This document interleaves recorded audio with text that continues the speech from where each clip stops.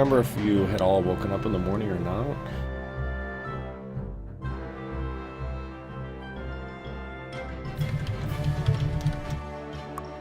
Spaz hadn't. He's sleeping late. He's sleeping in late.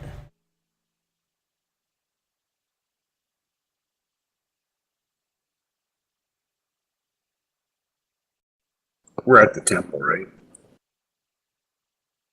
Yeah. The court temple, yeah.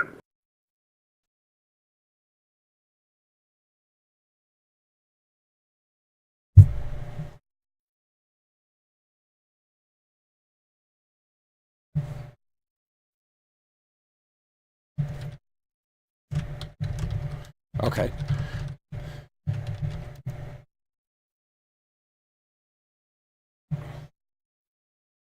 So as you start to head out of the church and work out there, you hear some pounding on the outside door.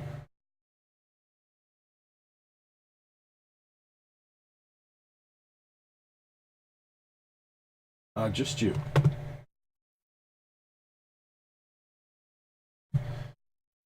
Okay. So as you open up the door, you see a sort of a familiar sort of shape and face standing there, standing pretty high and sort of lumbering over you. You immediately recognize that this appears to be something that looks like Snowflake, actually. But the Snowflake that you see in front of you is a little transparent, we'll say. It's almost like you can kind of see through his image that's there.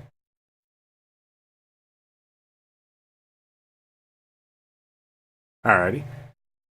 So you kind of reach out, and as you do, you feel your hands sort of pass through him a little bit.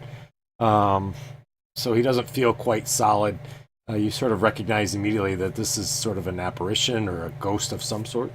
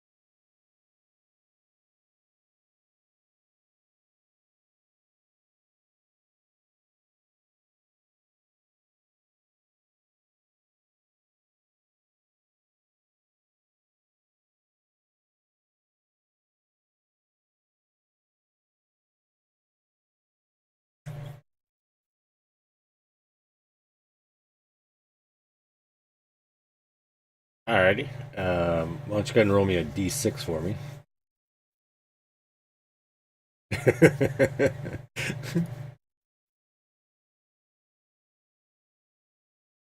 All right. So Snowflake, you get pretty lucky, and the first door that you knock on is one of the doors with the rooms in it, with rooms or one of the rooms with people in it. So Spaz, you hear a loud knocking on your door.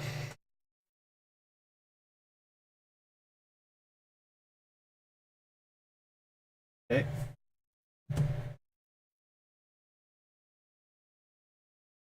Of course.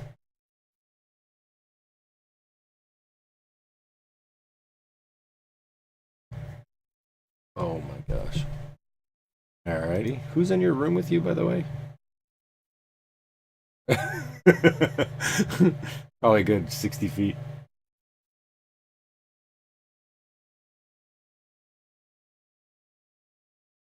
Anybody sleeping with Spaz?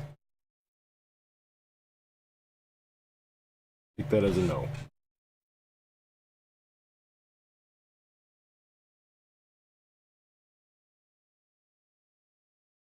Okay, sounds good. Um, I think that'll be on you since there's nobody else really around.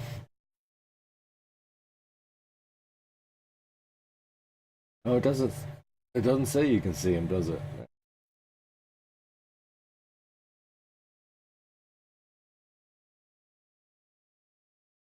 I guess that falls onto Snowflake. Alrighty.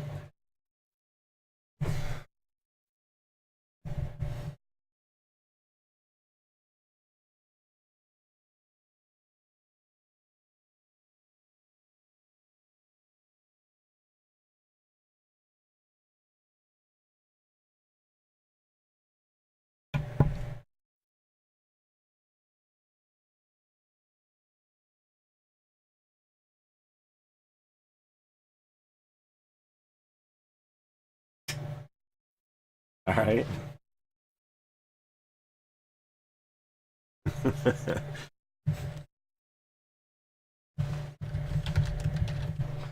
All right. So you knock on the next door.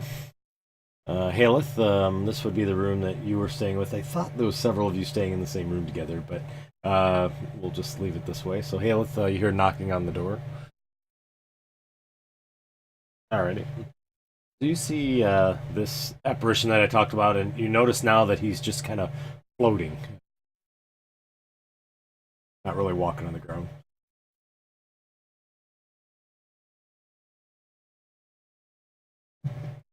Okay.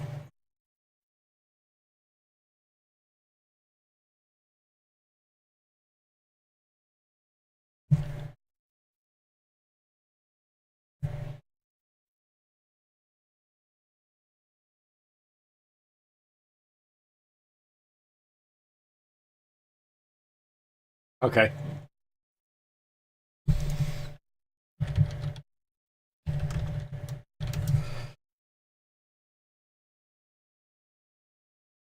All right.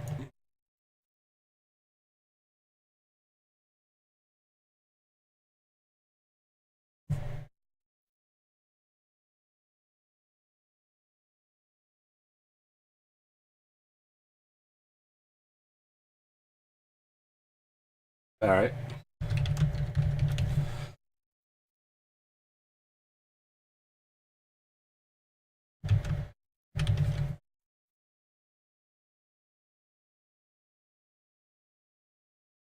Oh, thank.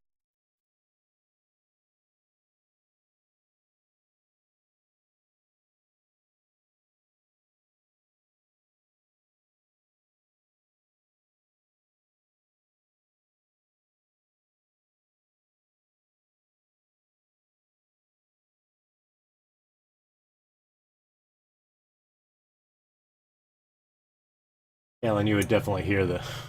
Alan, you would hear the noise, obviously, from the outside as well. Same as Spaz, you'd hear them kind of talking outside.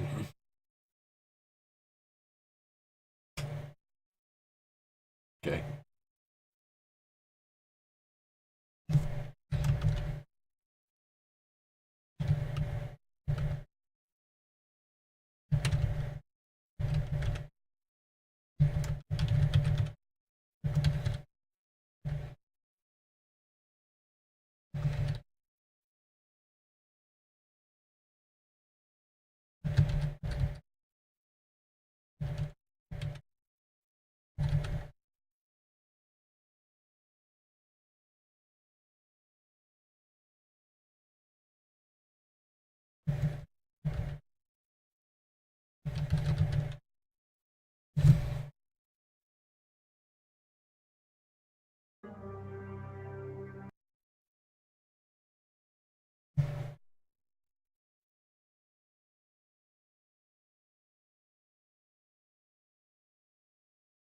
Oh no, you're making it all out. It's that was actually for Spaz.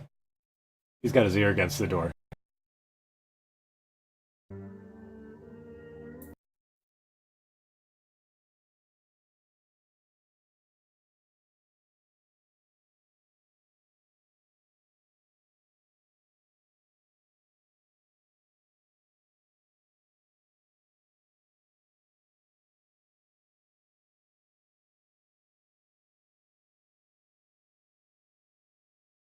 Yeah, sorry. That's exactly what you see. All right.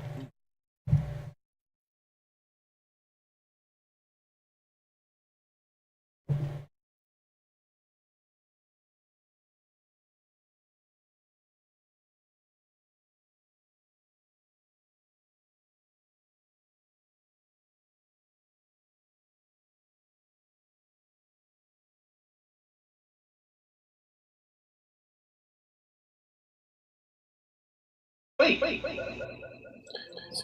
I like that. So, what's he look like?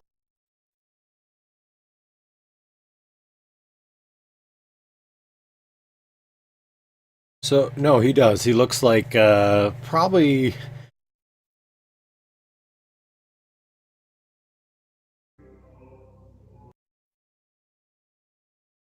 pretty furry compared to the.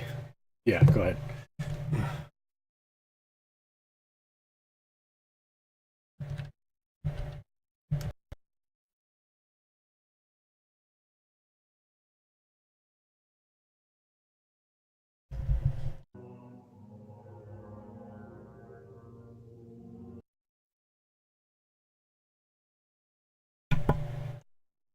Oh yeah, it's giving me chaos. Sorry. What was that? So you guys were able to see what he looks like?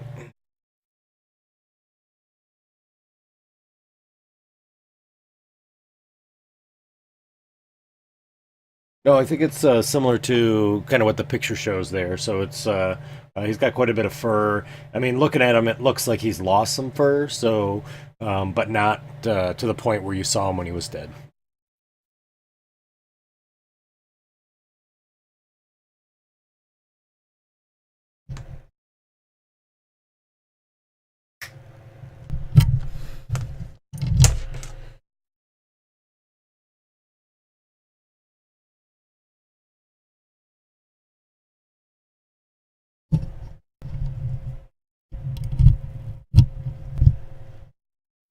Right.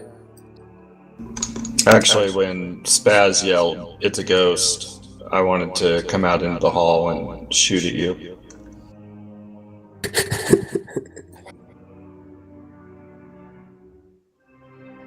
Getting a lot of feedback. That's how you guys sound to Snowflake right now.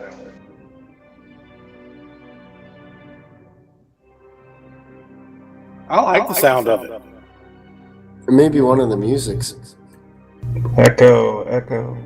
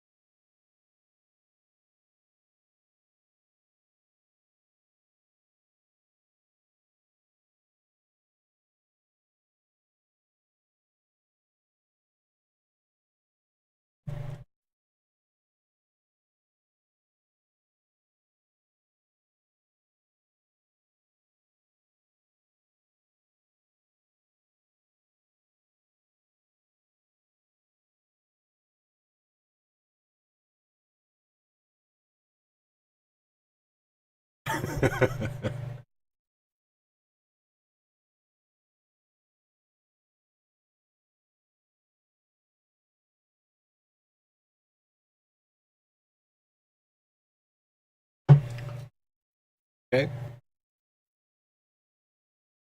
Yeah, Atlantis. Alrighty. So you kind of go over to his door and knock on his door, I assume. He kind of opens up the door and he looks pretty bleary eyed. Obviously, you guys kept him up late last night, and he kind of opens up the door and he says, "Yes."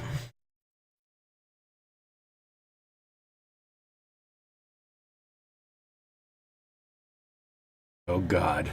Please tell me it's not Rorsk. Okay. What is it?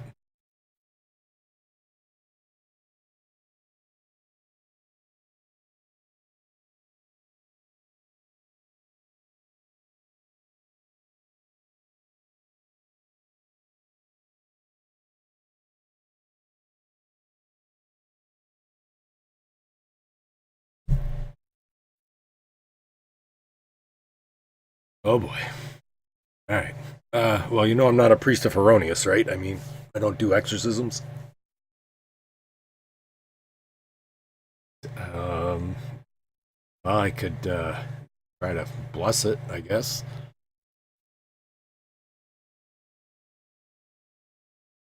Uh, this is not Greyhawk, my son. This is Alistair. Uh, no, I don't really have that option. Sorry.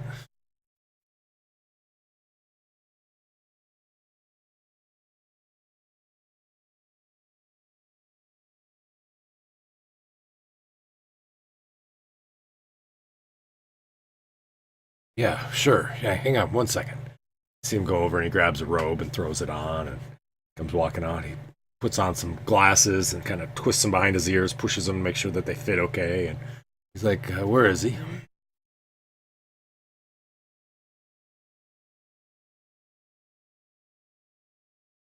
Haven't. So he kind of walks over and immediately sort of stops and startled looking, and he goes, "Whoa, okay. Hello?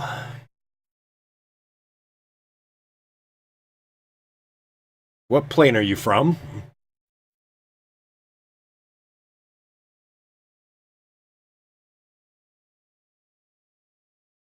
I'm sorry. Are you visiting from the Shadowfell?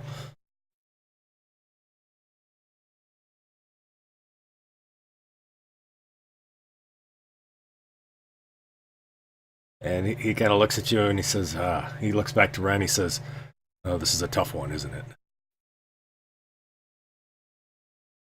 You say you know him?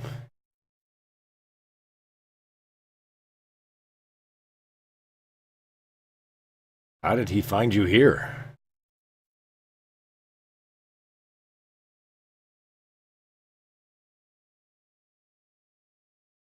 You know, yeah.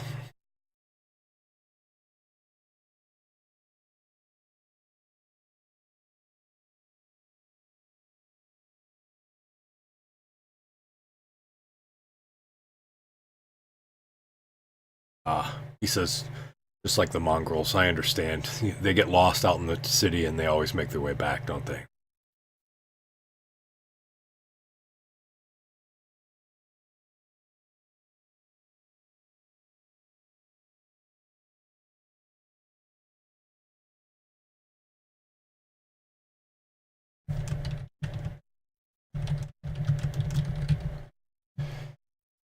Well, interesting. Well, what is your intentions? You said Snowflake, is that right? Are you here to harm anyone?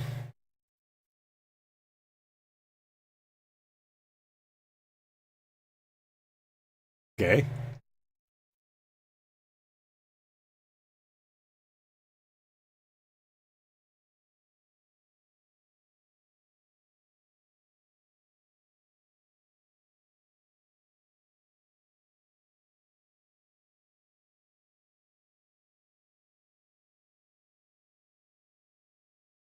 He says, Yes. I wonder what Cord thinks. To be honest, been the most eventful 24 hours in the last 20 years.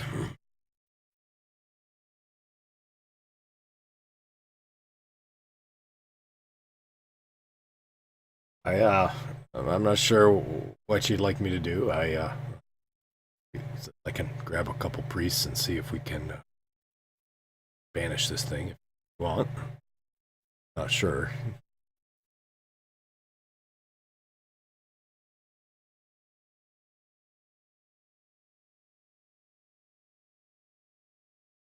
I see. Oh, oh, you didn't tell him yet, did you? Oh, yeah. I understand. I assume the female that wouldn't come in, huh? That one? One's sitting outside. Uh, she's probably be a little grumpy. It rained last night. Probably wet. Yeah. Uh, well, I guess I'm up. And the other thing is gonna be a little hard to make inconspicuous through the city, don't you think?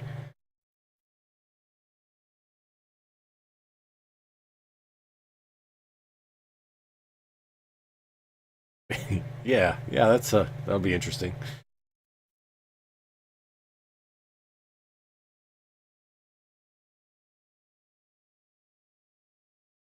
Yeah.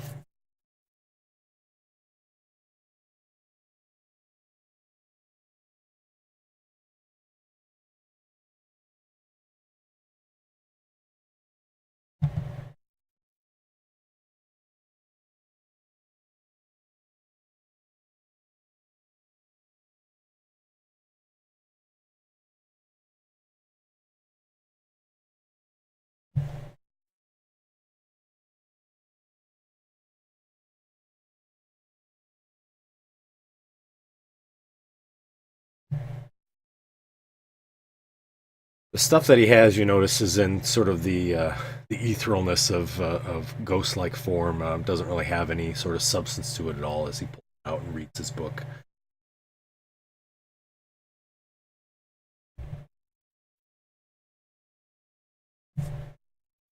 Lanthus looks over and says, "Marek, good to see you.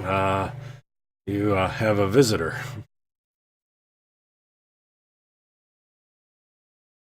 I've heard.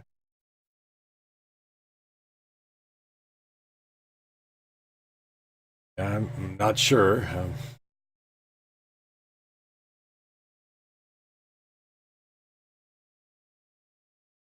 Yeah, well, that's interesting. I never really had a ghost per se in this church, but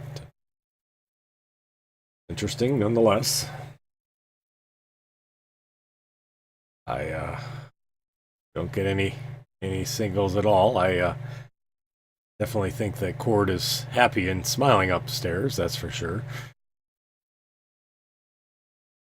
This last 24 hours have been exactly what Cord would want. I think unexpected. Nice to have you back.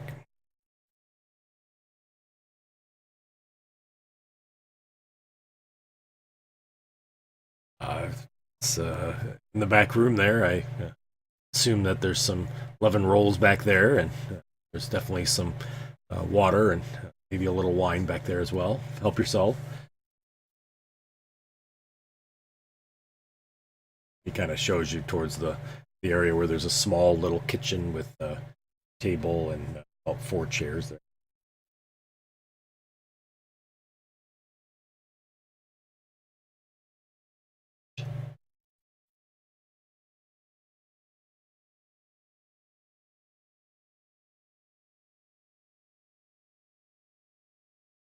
All right. Yep.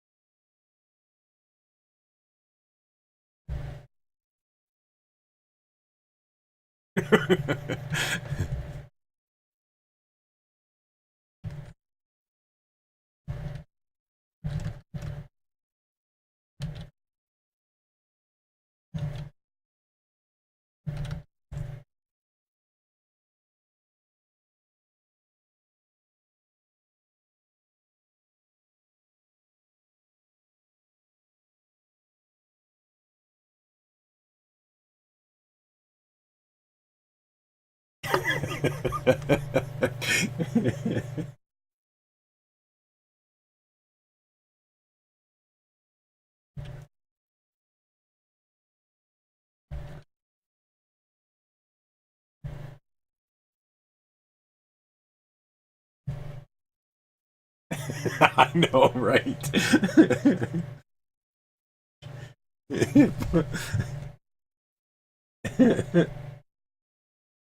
I guess blank means nothing, I suppose.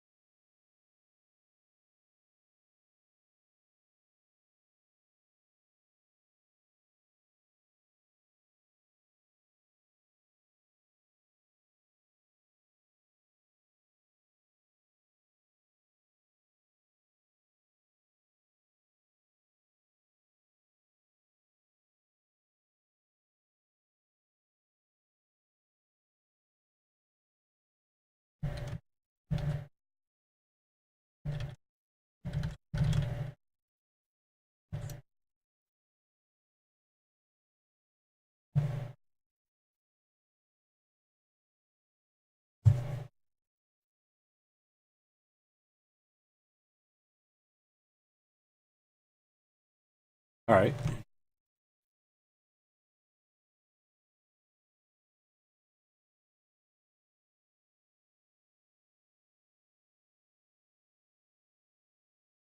Is anybody else eating a little bit of bread and water and wine and stuff, or you guys just working on some of your rations that are there? All right.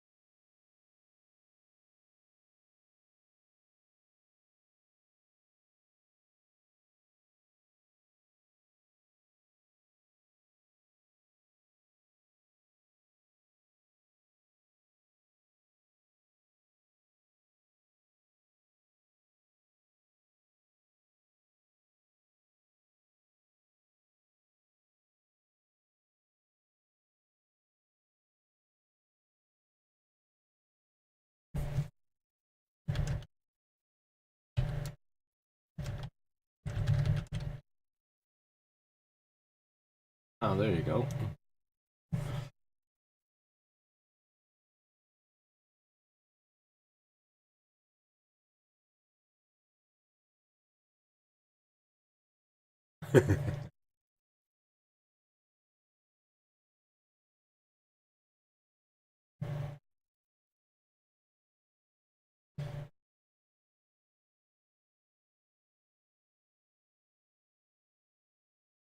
So you know the general location, but I don't know if you know the exact house that it's at. Yep.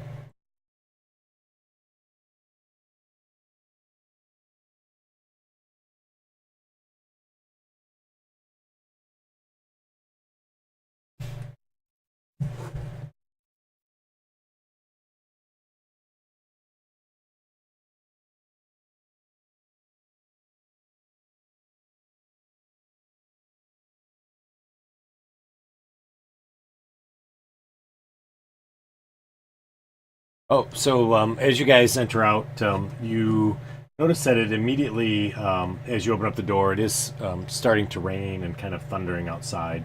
You do see that there's general people walking about. However, that being said, the first person that sees Snowflake immediately sort of stops and stares, and then they just kind of run off and screaming, "It's a ghost! It's a ghost!" The Watchers this morning, you don't necessarily see them anywhere at this point, which is unusual because normally you typically see them outside, but you don't today.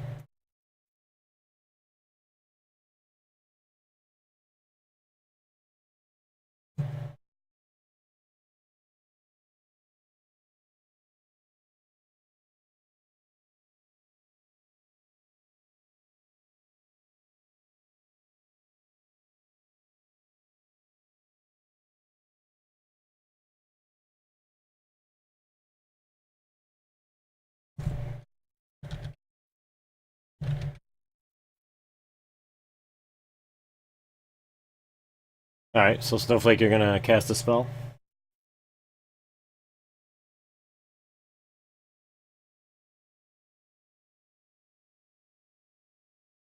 Alrighty. So you see him pull out one of these cannonballs and shoots it at the building, and you see it go across the thing and disappears into the wall of the building.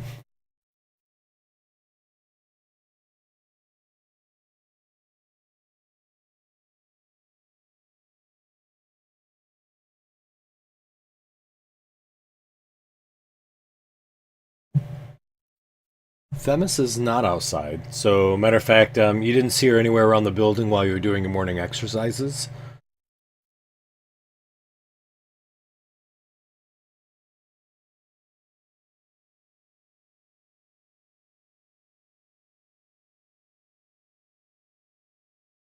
Okay, alright, sounds good.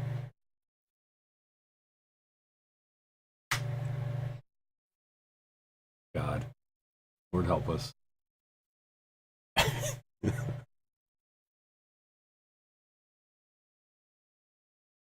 Uh-huh. Okay.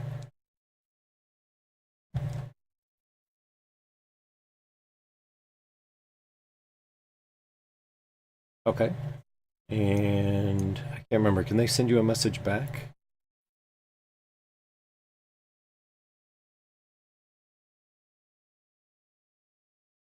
I need you to roll a percentile die.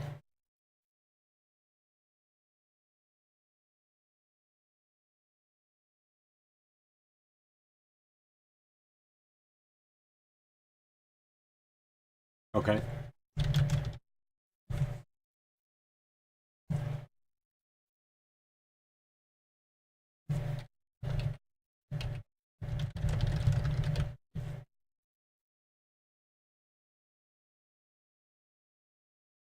So you send the message along.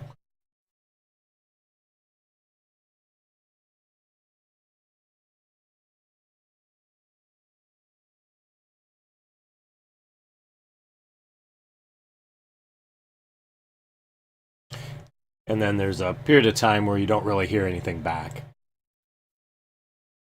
After that, there is suddenly a bolt of lightning, and you notice a building. That's where you're standing right there, right? So you see a bolt of lightning sort of shoots out from Spaz's Wand of Wonder, and you see there's a tavern that's kind of right next to this arena. And the arena looks like a small arena, similar to the arena that you all fought in. It seems to be almost scaled and designed to look exactly like it, albeit much smaller. As you're walking by, and there's a tavern there, and it's called the Scattergut. That's right there, and you see the lightning bolt kind of shoots across, and it hits the door, and the door immediately splinters and breaks into pieces.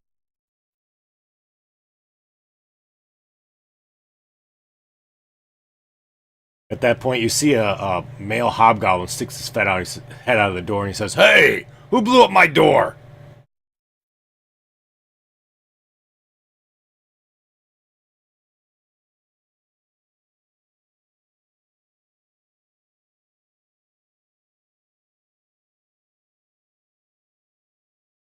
He's looking at Alrighty. He immediately looks up to the clouds, and he says, "It is bad weather. Wow, I can't believe a lightning bolt hit my door. I'm gonna have to name this the lightning bolt." Cackles. He goes back in. He's like, "Hey, everybody! Somebody hit my door with a lightning bolt."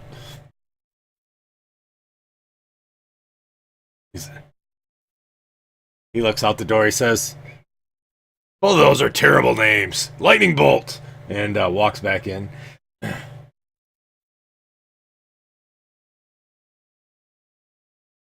He's back in there, kind of laughing with all the customers again. Nice deception roll. Holy smokes.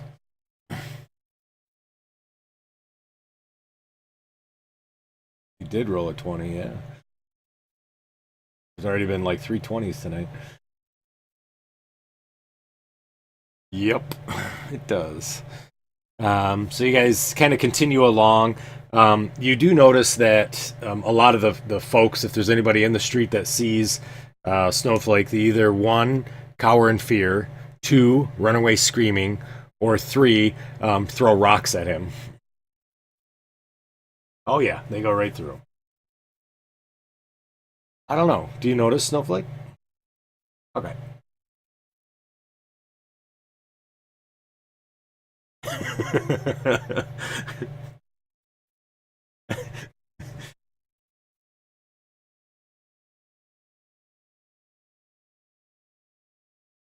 Correct.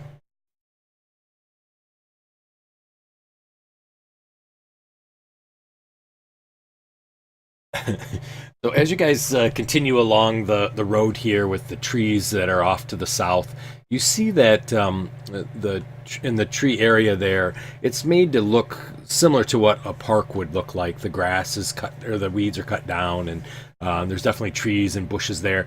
But you do see scattered throughout these trees are various topiaries that are carved out to look like Prince Zeech shooting at certain beasts in the woods. With or fighting and things like that. So a lot of the bushes and whatnot are carved into those sorts of topiaries. The houses along the side here are pretty much slums for the most part. You do see that each house that you pass typically has either a broken window or a door that doesn't quite shut, or roof may have a hole in it. They appear to be in pretty big disrepair.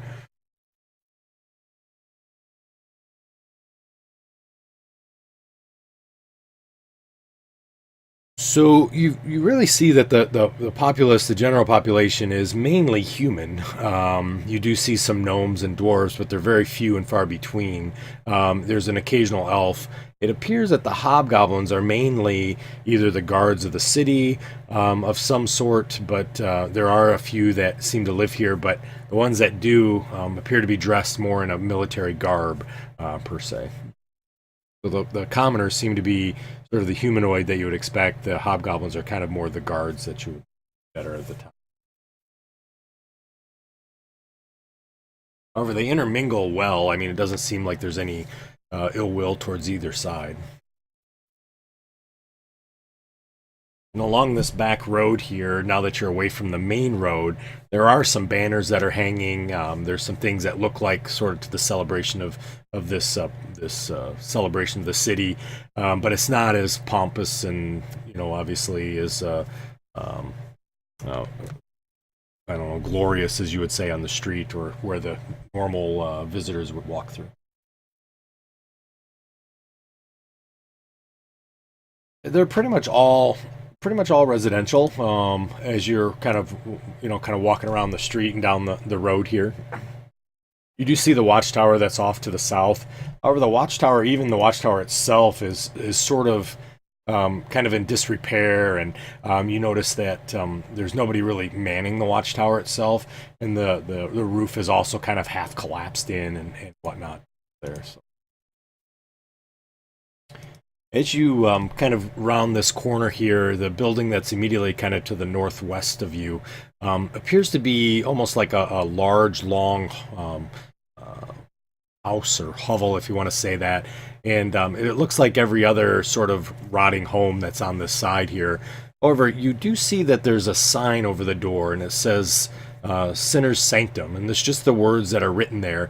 And there's the smell of almost kind of like death mixed with potpourri and herbs and incense and whatnot, and you do see a fire that's kind of burning in the corner of the fireplace. You see smoke coming out of the fireplace that's there. The sinner's sanctum.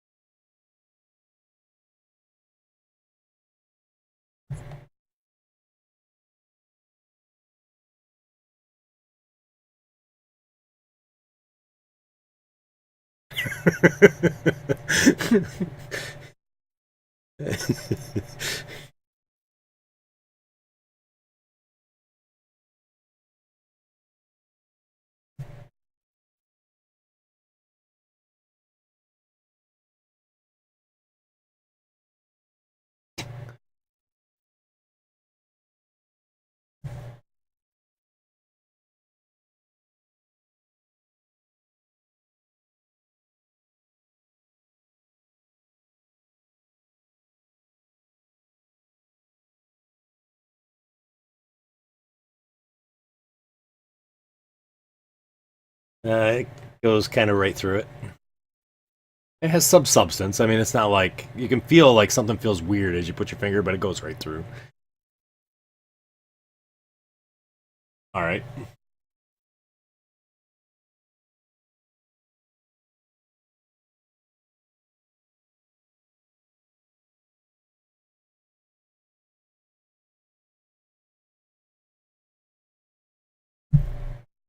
So who's going? Some of you are going over to the Sinner Sanctum. Okay.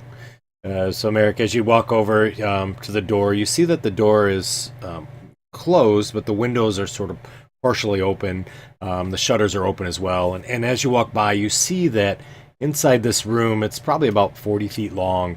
It's a large single room, has what looks like bed after bed after bed that's sort of lined up, almost like a hospital ward, if you want to think of that. And you see that there's a desk at a far end, and there's this old human woman that's kind of sitting behind there, sort of scrolling on some papers. And in each of the beds, you see people that are wrapped up in bandages.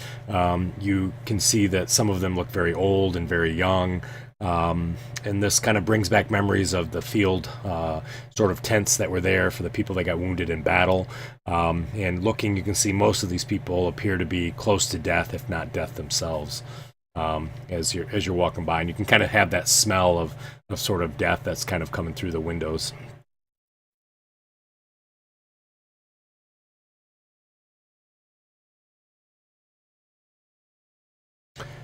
As you knock, you see the old lady sort of looks up, and she looks out towards the door, and she slowly pushes her seat back, and she kind of grabs a cane that's there and starts to kind of hobble over towards the door. You see that she's covered in what appears to be sort of a robe of sorts. She wears kind of a tunic that's underneath there. It looks like she probably has some sort of a necklace or something underneath her shirt, because you can see it kind of bouncing against the shirt itself. Her hair is kind of gray and all sort of ratty. Looks like she hasn't bathed in probably 4 or 5 days. She kind of walks over to the door and opens it up, and she says, "Who's sick? Who's dying?"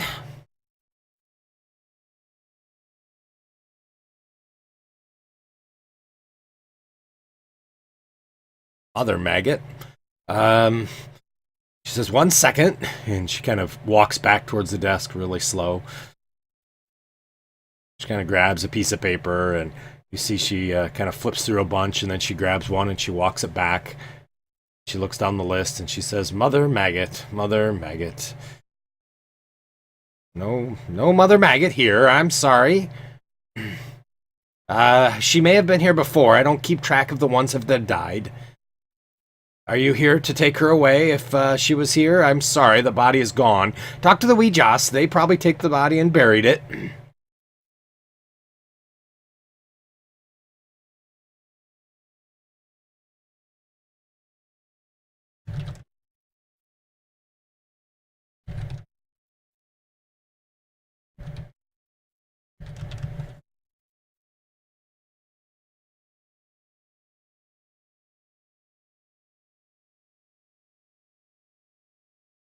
She kind of looks at you and she sort of gives you that eye where she kind of is trying to peer into your soul, and she says, "What are you doing here? You're not going to hurt any of my people, are you?"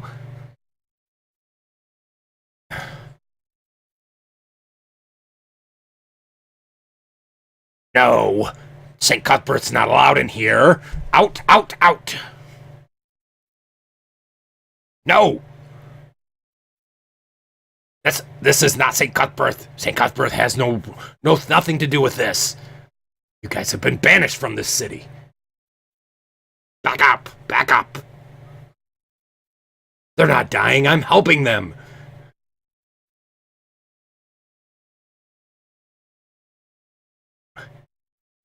They look fairly ill.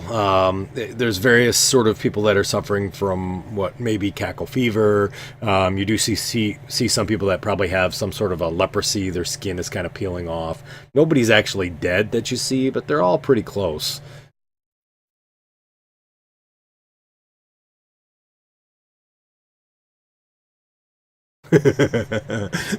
Probably a cure wounds.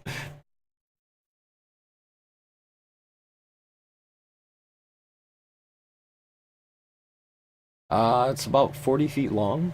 We'll say 20 feet wide. Yeah, there's windows all along the side on both sides.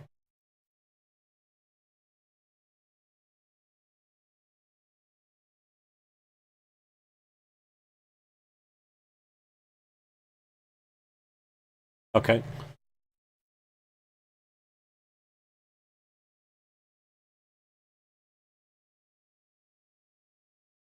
Why don't you give me a perception roll? Nothing that you can see, obviously, for the roof and above.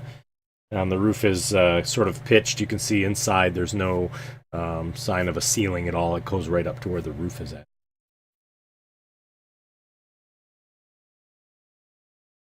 Sure. Yeah, go ahead and give me a perception roll. And, right? So as she's standing there, she says, I really wish Prince Zeech would send some more potions. It's been a while. I was hoping, maybe you, my fine young man, and she looks to Marek, could you maybe go and talk to Prince Zeech and see if he'll send me some potions to help heal these people?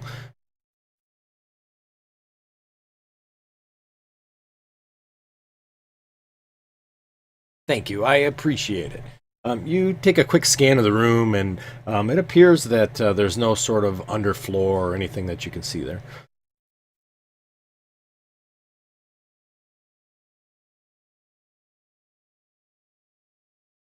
You can.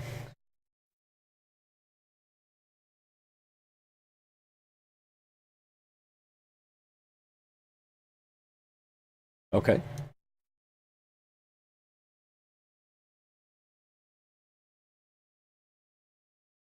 So as you kind of say that, and your healing energy sort of radiates around and hits the people that are there, you see that the lady, her name is Furtopia, she immediately reaches and grabs onto this necklace that's underneath her shirt.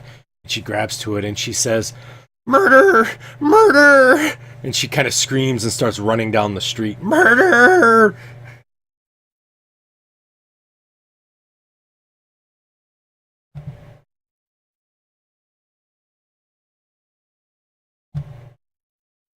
Okay, gotcha. So you immediately start to do your aura, and it starts to heal the people that are in there. And you kind of hear her kind of running, and she's standing probably about 20 feet away from the group, and she's in the street, and she's yelling as loud as she can, and you see people are now sort of coming out of the houses and sort of looking down the street as she's yelling, "Murders! Murderers! They murdered the people! They're trying to kill them!"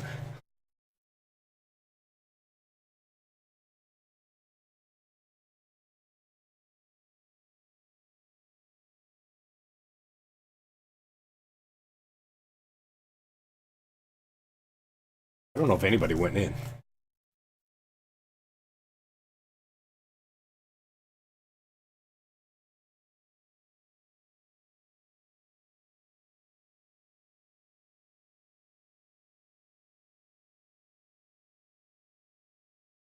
Okay. Yeah, she left the door open. So as you walk in, you see the people are now starting to sort of sit up in their beds and kind of looking down at their wounds and whatnot, and the coughing is getting better at this point. And they're all kind of looking around, and one of them's like, I think I've been healed, as Ren is kind of walking through the room.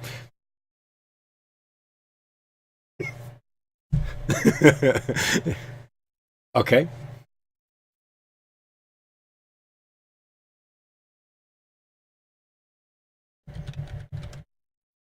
Okay. So as you kind of walk in and start kind of quickly scanning, you can hear her yelling off in the distance. How about for the rest of the group? Alan and Spaz, Snowflake.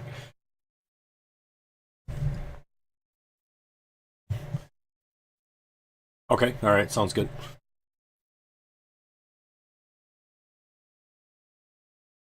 Okay, gotcha. So you kind of look now. Haleth kind of looks like one of the sick people in the bed. She's in kind of ragged clothes and tattered things.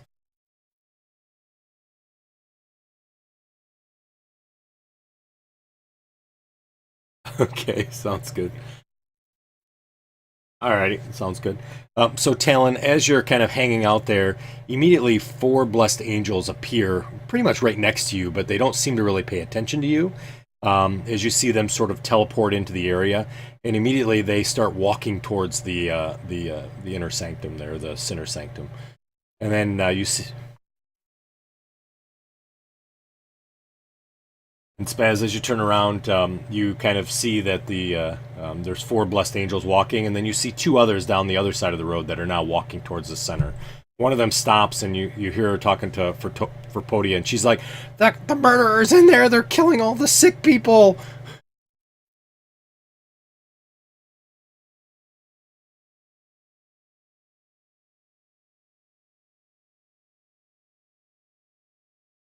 She's like, in there! And she points at Spaz and Snowflake.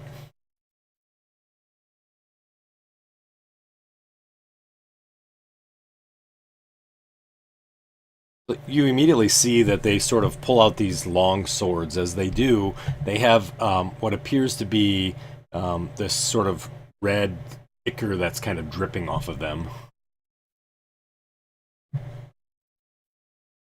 You hear one of them say, "Halt! Stay there! Don't move! Let's figure this out!"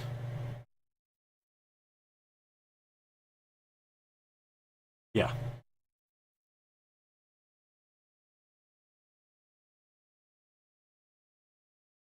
Alrighty.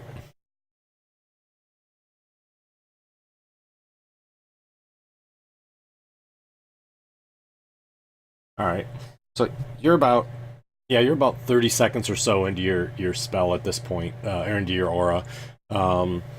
So Snowflake and Spaz, you guys are standing outside. You see these angels kind of walking up towards you. Talon, you're kind of off in the distance. They don't really see you there at all. Haleth and Marek, Ren, you guys are all at the desk now.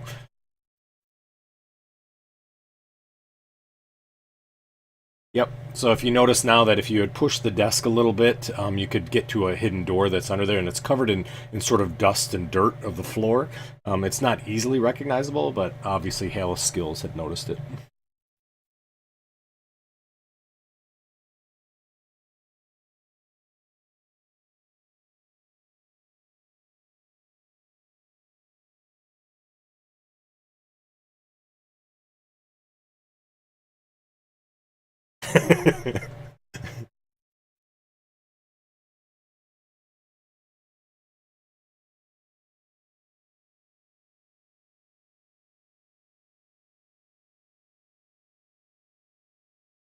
So one of the angels finally makes it up to, I mean, there's 4 of them that kind of walk up to Spaz and Snowflake, and one of them says, "Under the order of Zeech, I understand that you are causing trouble. Come with us."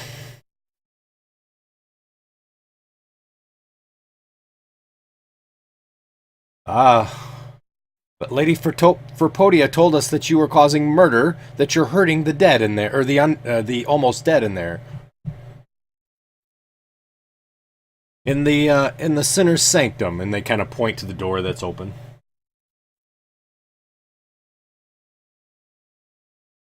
One suddenly stops and looks at Snowflake, and immediately recognizes that Snowflake is not what she would expect.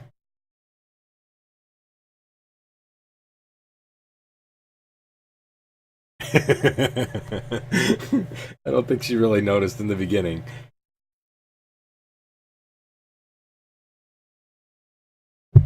She immediately reaches over and quickly tries to grab Spaz. Spaz, yep. Okay. Alrighty, sounds good. Are you gonna let her grab onto you? Alright, can I just have either an acrobatics or an athletics?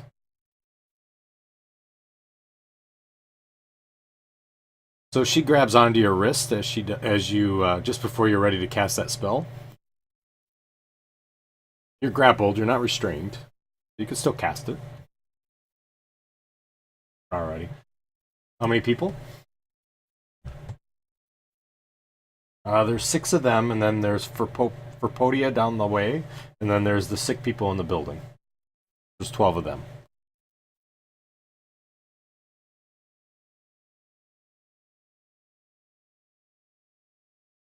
Oh, okay. Alright, gotcha. Go for it. I think I hit.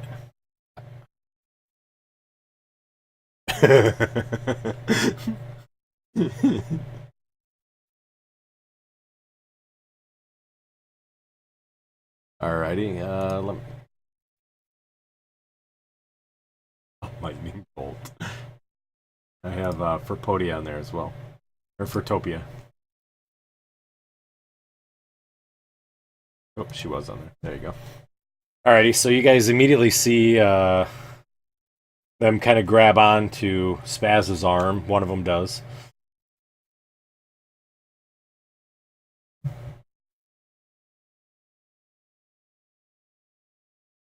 A lot of clicking. Looks like it. 6. Yeah, I think you got them all.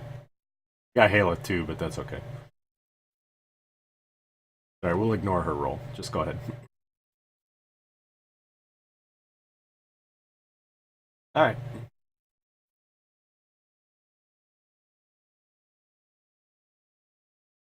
Aelith did.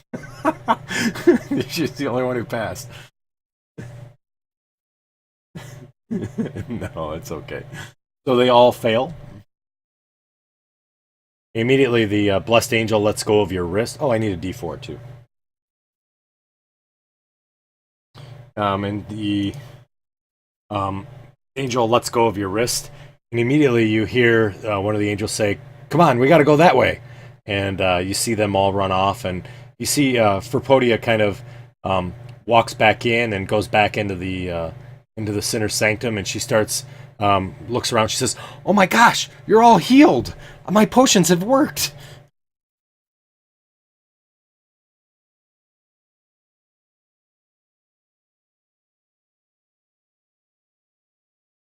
Like, it's amazing.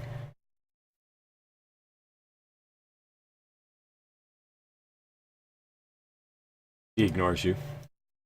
He thinks it's her.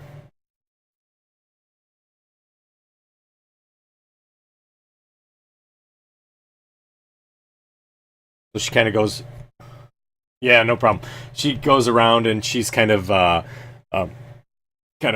patting down people's hair, and she's like, "You look so much better. I'm so glad I could make you better."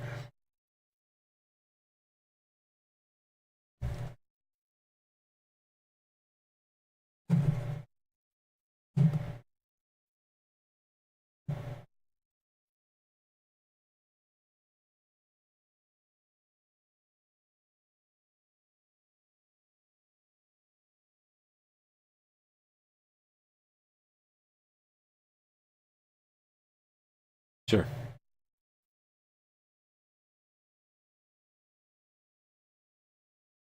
Okay.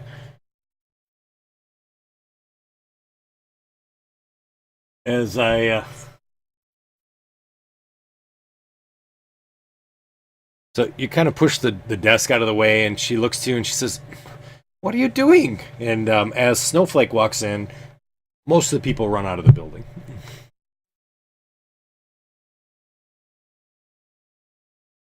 She says, "Why?" She just kind of comes over to you. She's kind of annoyed that you've pushed her building, her door, her desk away, and she kind of comes over and she says, "What are you doing? Why are you moving my furniture?"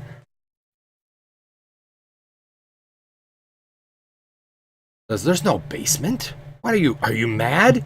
I have just the potion." And she starts to pull out a vial and she says, "Drink this. It'll make you feel better."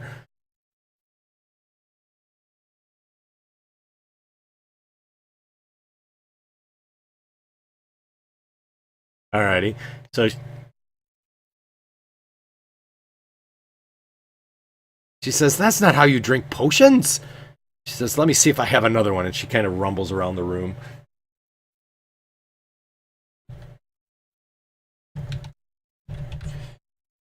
So as you open up the door, she immediately kind of stops and looks, and she says, "Where did that come from? Did you conjure that up?"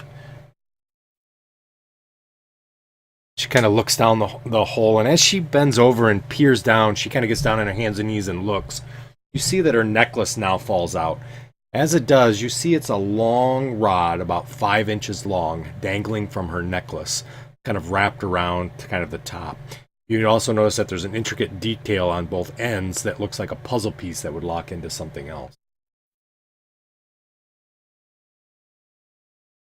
She says, "That hole just feels wrong, dearie. I wouldn't go in there. None of Furtopia's business can be down there."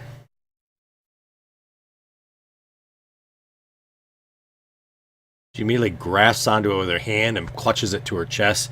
She says, "No, you can't touch it. It's a gift." "Prince Zeech, of course. The Supreme Leader always gives out gifts to people who help." She immediately tucks it under her shirt.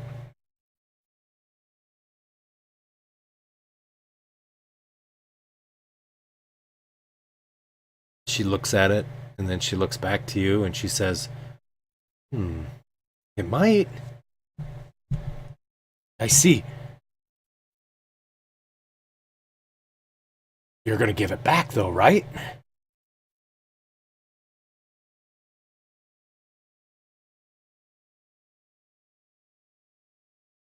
She sits there and thinks for a minute. She says, "I'll hang on to one end and you can use the other end and see if it fits."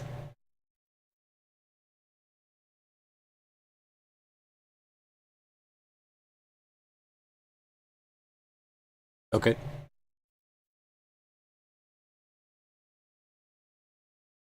So as you look at it, it does look like there's an intricate way you could put it on the top, turn it, and it would likely click into position.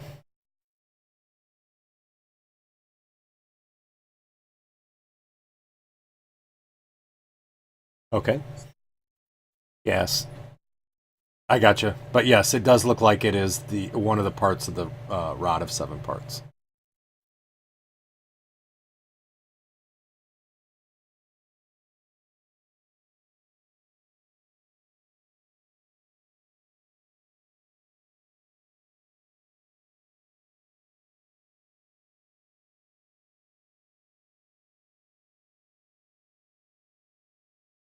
Yeah, it's kind of a metal, sort of like a metal. Yep.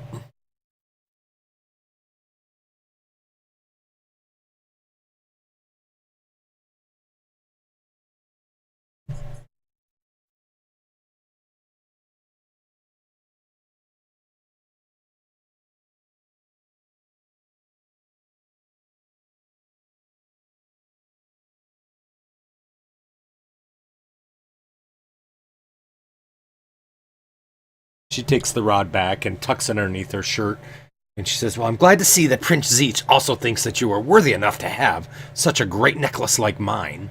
I suppose if you want to go down there, you can, but I'm not going down there. No way, no way.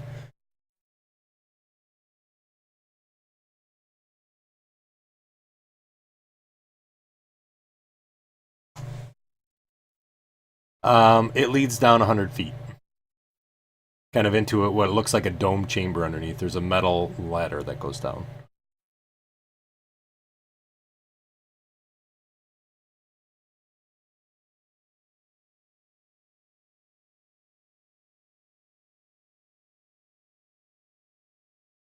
She looks and she says, you have a rod?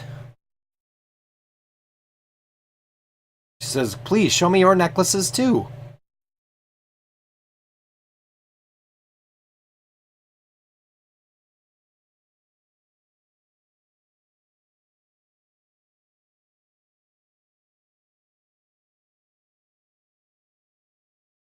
She looks to you, so matter of fact, she says, that's not a rod, that's a key.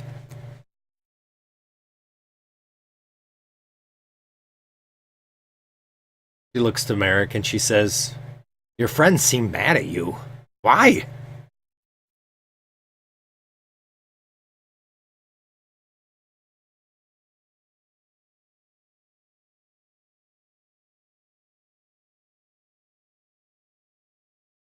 She's tucked it back underneath her shirt, and you can see it kind of sitting there. The shirt is kind of pumped up. It's right around her neck. Hangs right, kind of probably between her breasts is where it would probably be sitting at.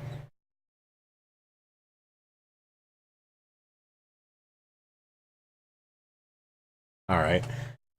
And she says, I have to tell you, it's helped all my people get better.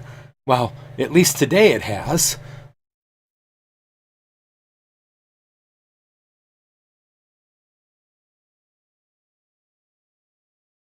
I will, but it's not St. Cuthbert. Oh no, I would never give away my precious thing from Prince Zeech. This is a special honor for taking care of all the sick. Dexter would be proud.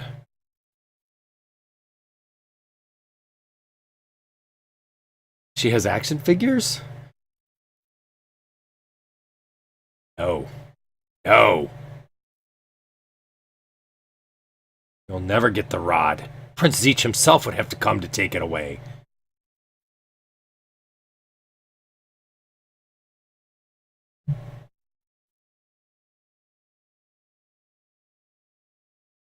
Yes.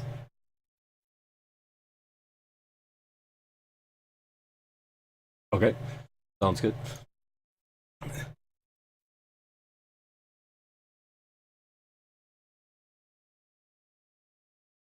All right, so you start casting the spell. I was just looking to see. Sorry.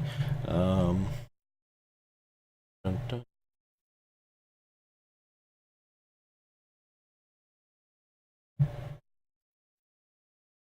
She looks to you and she says, "No, I won't give it away. I will not give this away. This is my prized possession."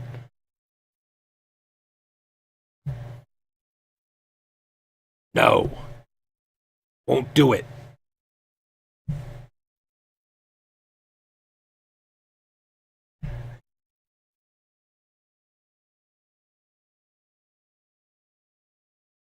She looks at Spaz. She looks around the room and she sees that everybody now is kind of up and moving about or is gone. She goes, "Fine, I will," and she starts to walk out the door. I'm heading right to the palace right now. She said, "Good idea. I'll be right back." She immediately hangs a left and starts walking up the road towards the main road.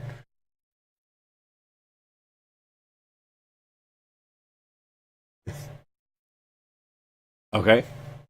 So you kind of chase after her out in the street and grab onto her?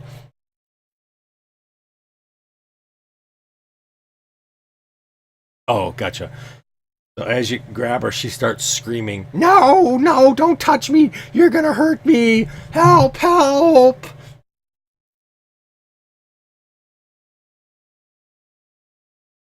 Okay.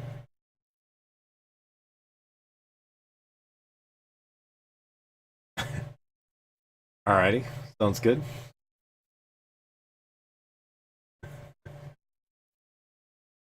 What level is hypnotic pattern? Alrighty. Okay, I gotta look something up real quick. Nice job, Marek. 0.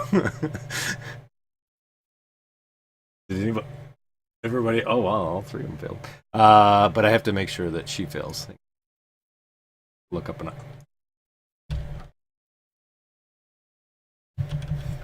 Yeah, you probably should.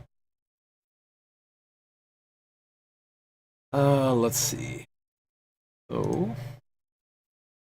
it is. All right, I have to roll a 20. Nope, she rolls an 18. So,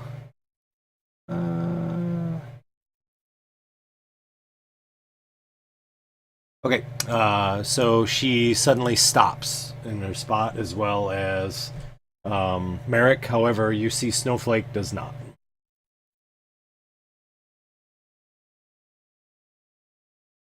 Yeah, but she doesn't move.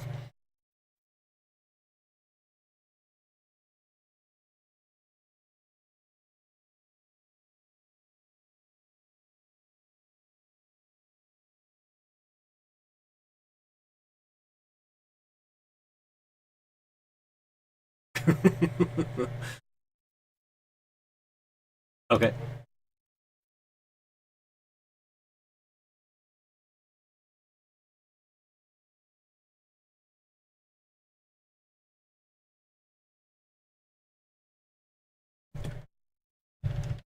Okay. So nobody sees you take the rod.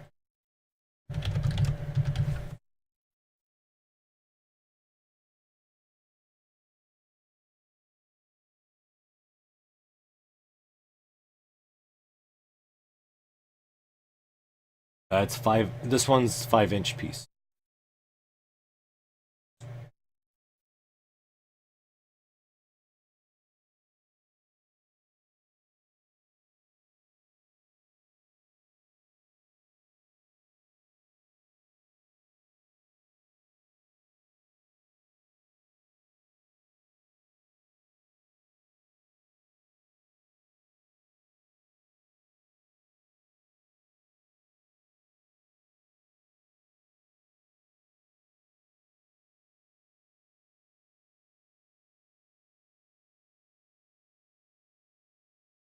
Okay, so you guys grab her up and start tying her up. Yes, Haley. Okay.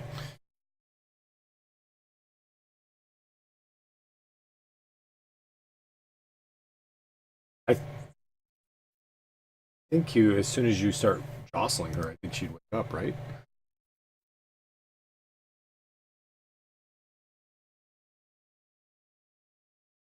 Looking to see what. Oh yeah, you'd have to shake her out of the stupor. Sorry. So yeah, as long as you're gentle and take your time and kind of gently carry her as if she was sleeping or something like that, then you'd be fine. I'm not.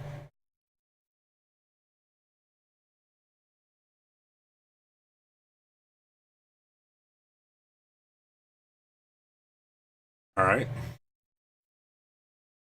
So you kind of pick her up, and you guys are all going down the hole with her.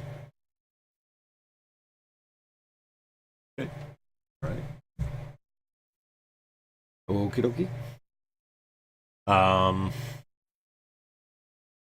right. So who's going down first? Okay. Are you going to climb down or just feather fall down? Okay, gotcha. So Mary Poppins style, steps over the edge and down she goes. So, so it's yeah. Okay, it's 100 feet. Oh, that's right, you can. I forgot. 100 feet total to go all the way down to the bottom. You do see that as you float down about 60 feet from the bottom, the ceiling kind of opens up into this large domed room. And you see that the walls of the domed chamber are kind of made of this red brick, and they're lined with sort of stone beams along the edges of the wall that arch up to a point directly overhead where you've come through the hole. And you see that there is the ladder that's there that descends all the way down to the middle of the floor of the room itself. The chamber is empty except for several rotting, what looks like prayer mats that are strewn about. They sort of, each of these mats bear a simple black triangle kind of painted on top of them. You also see that there's a 5-foot wide hallway that leads to the east, and there's 2 large heaps of tangled rope that lie next to each entrance. Through the next to the way out of this room towards the side. It is pitch black.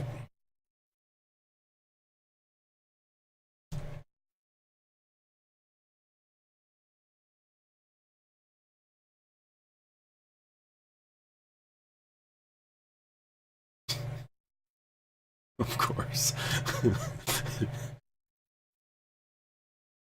Alrighty.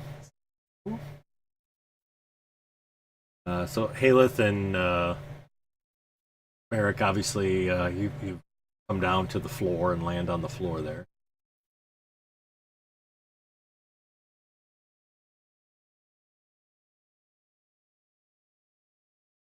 Okay, sounds good.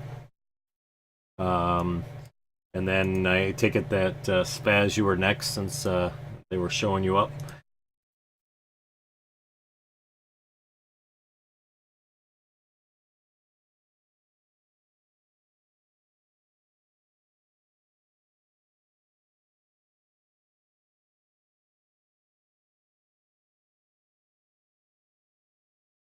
Alright, so as Spaz casts that spell and kind of steps over the edge, you guys immediately hear sort of this ghostly kind of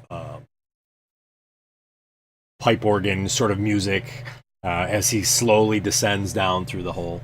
And then Haleth and Marek, you guys can hear it as he's coming down the hole. You hear this music that's just kind of piping down through the area, and it gets louder and louder as he comes down.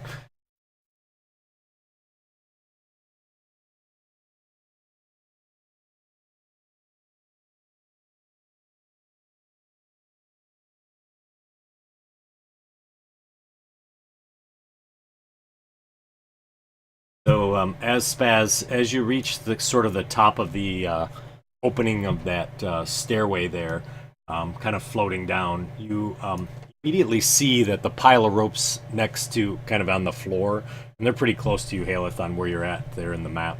They immediately sort of swirl up into these sort of creatures that are very, very large, and they look like humans, but they're a large pile of rope.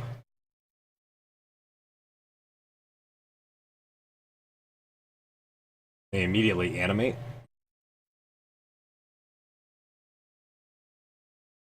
Now you're way up. You're up by the ceiling, but that being said, you're still floating down with your telekinesis.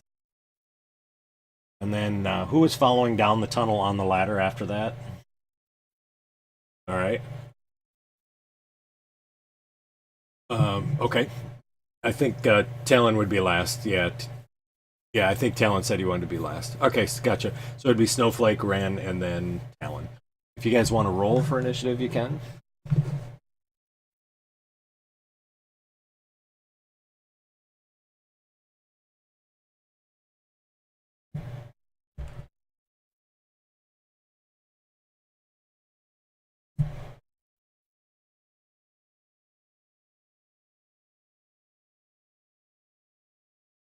Four, five, six. All right. Aelith, you would be first.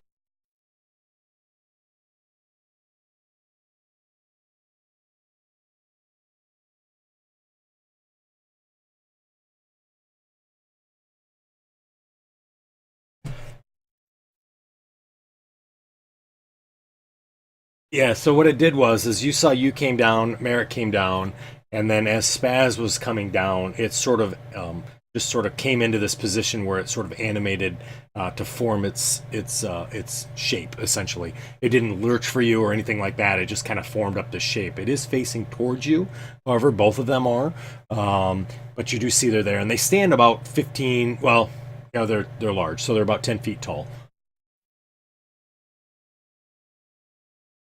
Yep. Okay. Not at this point.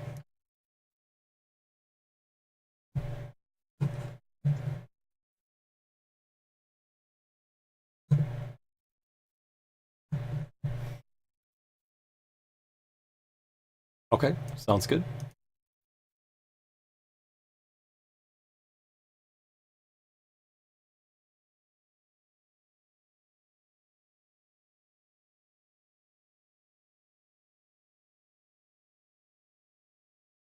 No, he's up above. Sorry. So I'm going to defer down to Marek and Spaz first on the turn order.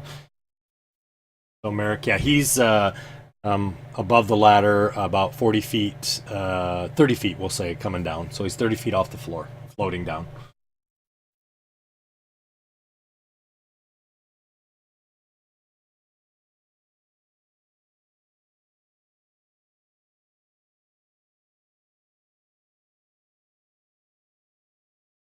The ropes. Kind of right where Spaz is at. All right, I'm going to put you like that for now, okay? All right, so you kind of step up.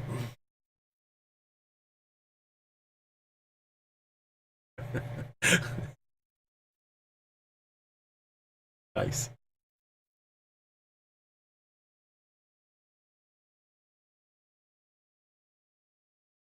Alrighty. You see that immediately the arm that is all these ropes that are wrapped around immediately starts to swing kind of slow motion towards you, Marek. And it obviously looks like it's trying to hit you. You notice, though, as this arm comes out, the arm is really long and kind of reaches and almost goes right around you, kind of back towards Haleth, but then starts to kind of sweep towards you. It is attacking. All right. Yeah, it's the one, number 18.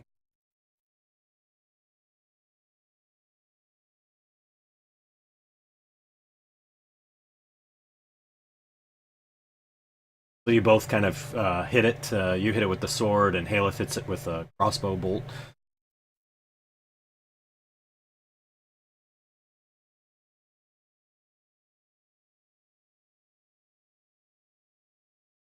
As that happens, you see the rope swings around and misses Marek completely.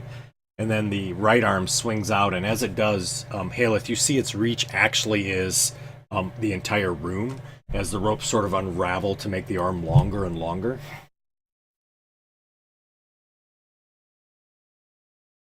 It hits you.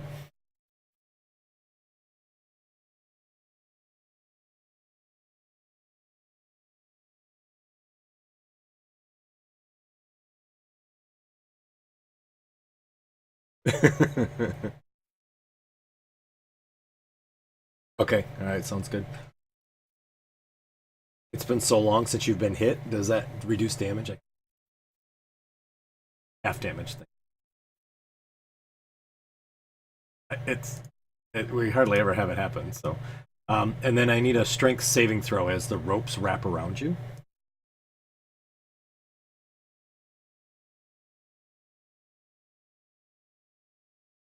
You see there immediately. Well, you get to re-roll that, right? Oh no, it's checks. Sorry. Okay, so it immediately wraps around you and grapples you. And you feel like the ropes slowly start to tighten as you're being held by them. All right, and then the second ropes attack. This time one swings. Did I? Spaz, you're way down below. This one swings up at Spaz. Oh, yeah, well, they've got 15 feet reach, and you're right next to them. So 15, 25. Yeah, you're 30 feet up. So 10 feet high, 15, 25. Well, it missed you anyways. So, and then the other one swings at Marek. That one hits Marek. Then a strength saving throw, Marek. Or strength. Yeah, save, yes. All right, so you're able to kind of wiggle out of the ropes as they try to wrap around you.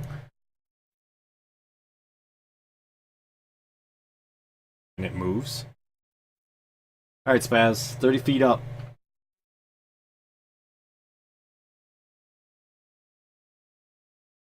Okay, so you're going to go back up the tunnel?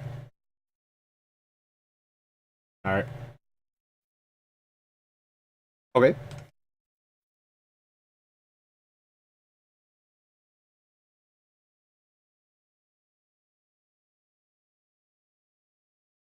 Oh, I see. So you're coming down the ladder and then going into the room.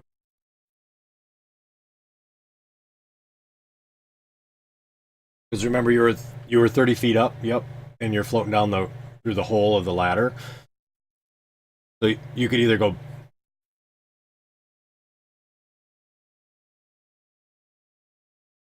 Okay. You can. You would have to grab onto the ladder, climb up through the hole in the ceiling. Because remember, we're going down. So you'd be up in the hole in the ceiling, and you could shoot out through that hole hanging onto the ladder. But remember, you have 3 other people above you trying to get down the ladder. They were following down fairly closely.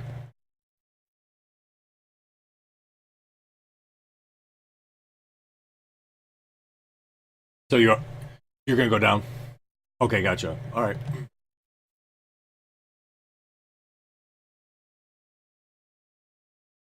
All right. So 30 feet down to the ground.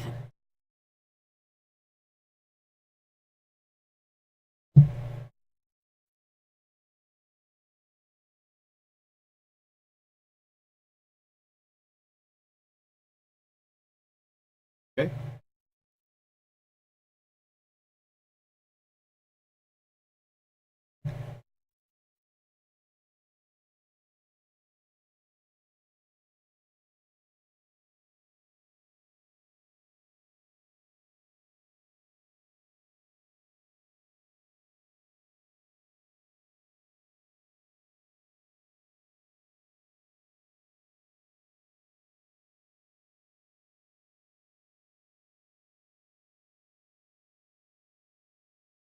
Okay, gotcha.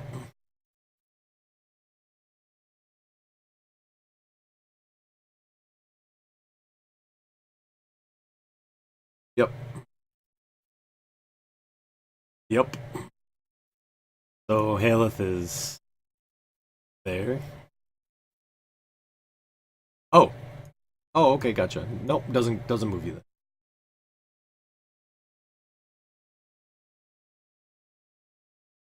Right. Goes there. All right.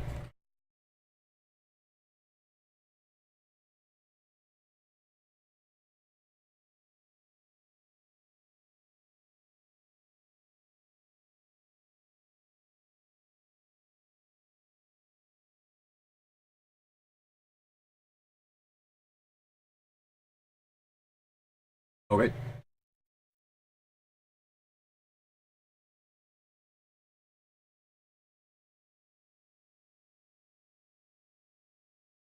That's a hit.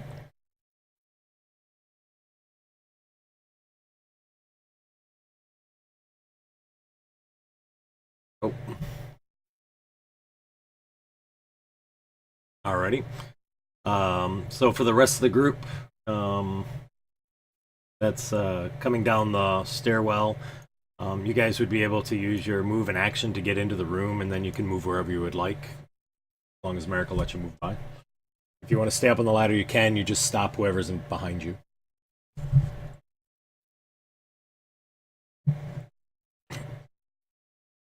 Yeah, you would be. It would be 40, so you'd have to use your move as well as your action to dash down the ladder to get into the.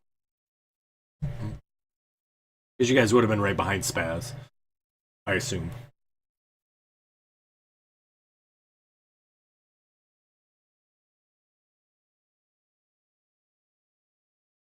Yeah, that's true. Yeah, his feet aren't really on the ladder. He's just sort of floating down, but he looks like he's climbing. All right. Yeah. Yeah. Anywhere in the room you could get to it. All right, Ren. Be the same thing for you, because you would have been 45 feet up.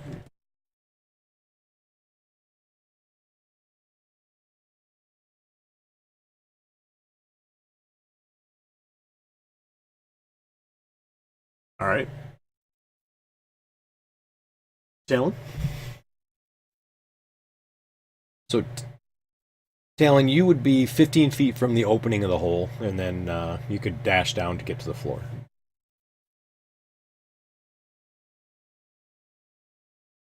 Okay.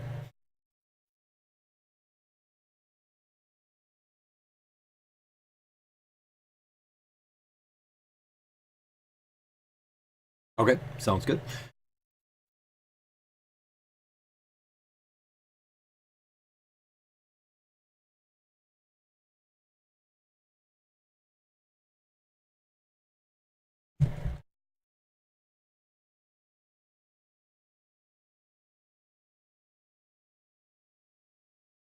All right, Haleth, so you are wrapped up with these ropes, grappled. You can still attack, or if you want to use an action, you can try to get out of the ropes.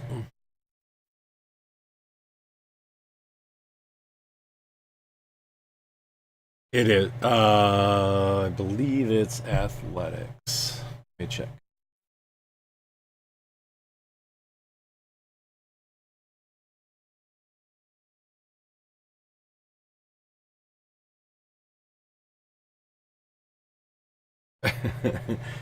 So yes, it would be athletics to get out of the ropes.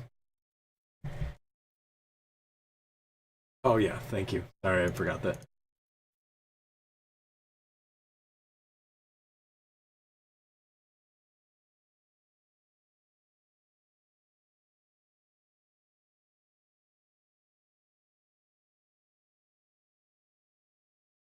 Yeah. Oh yeah, that's right, because you added +10 to it. Oh, right. Yep. So you are able to break out of the ropes. So you are not grappled.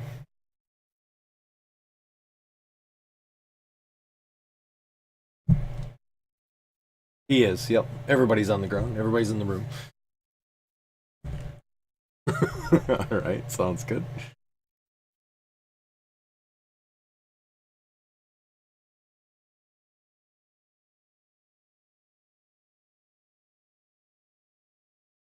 Sure.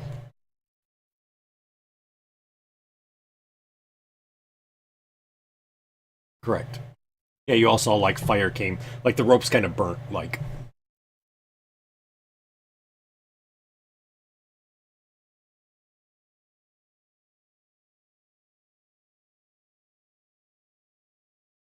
Oh, okay. Sounds good. Ren.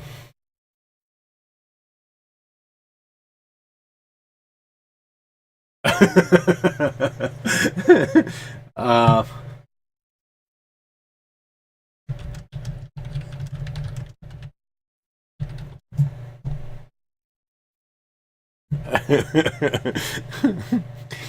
uh, you would have to. Let me see here. I think I had. Okay, all right, gotcha. It'd kind of be like the shove thing to try to get by him, type of stuff. All right.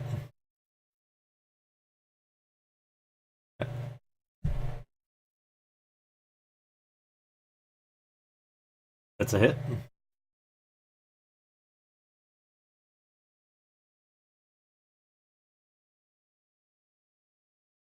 Yep.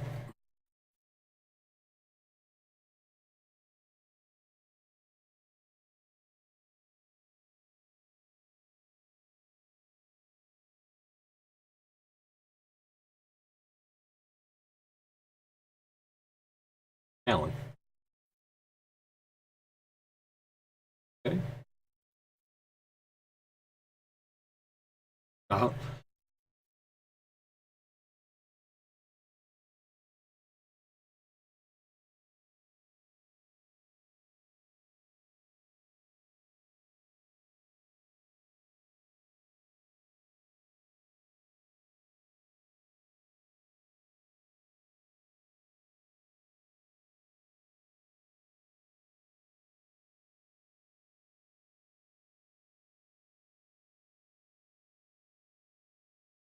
Marek. Oh, sorry, Talon. I'm still going. Marek.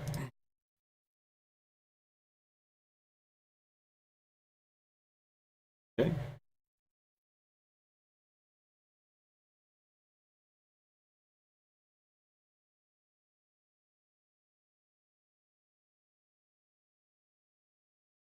Alrighty.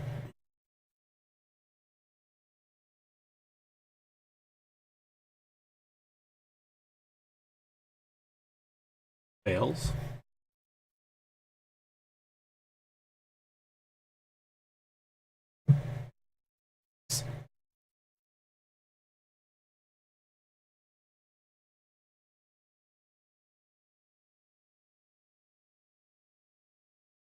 Well, worth a try, right? So as you guys hit him with all this fire, you notice he suddenly sort of stands up, his legs go together, arms kind of go out, and he starts to spin. And as he spins, the ropes swing out, and they fill the entire room, almost like a car wash thing, if you want to think of it. And you guys see all these ropes flying all over towards everyone in the room.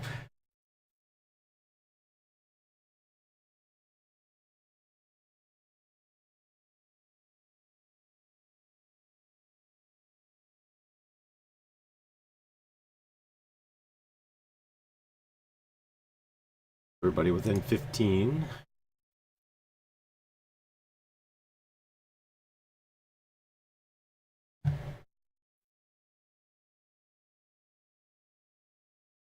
So Talon, you're able to kind of dodge out of the way as well as Marek and Spaz, but looks like everybody else gets hit.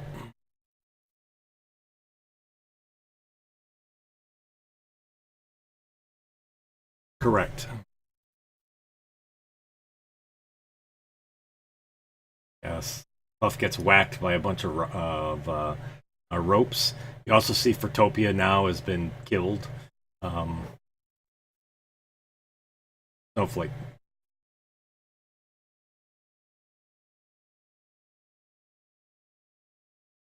Yes, you can. Sorry.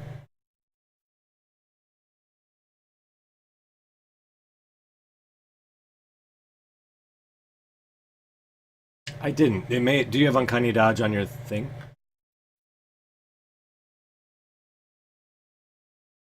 It already did. It actually automatically did it for you now that I see.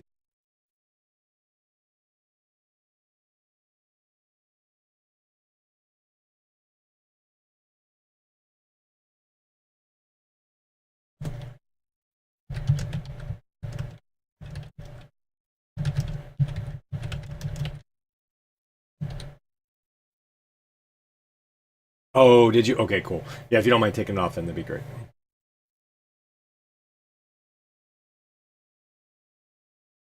All right. Okay, great. And then Spaz, what do I have to do for to break the telekinesis? Is it a strength roll against yours?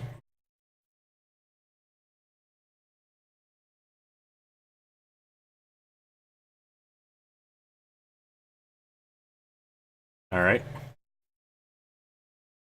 Okay, sounds good.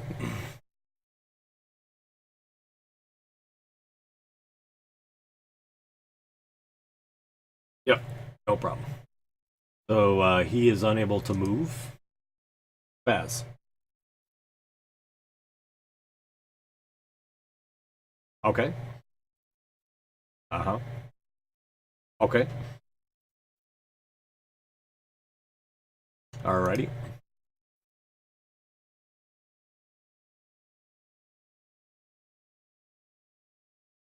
Yeah. Sorry, buddy.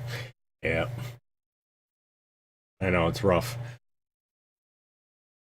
Yeah. Do you have an effect, or you want me to roll for you? Okay. Nope. Didn't get it. All right. So he's also now squeezing.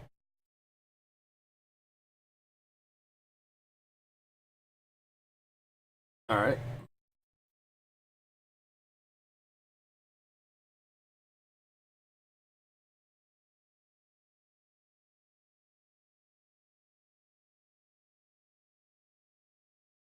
I just put squeezing on him. Yep, you can put. Yep, no problem.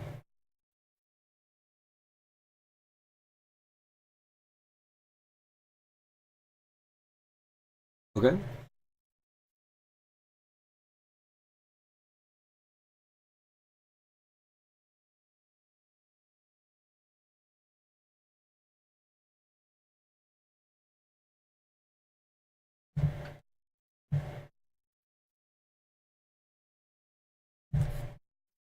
Okay.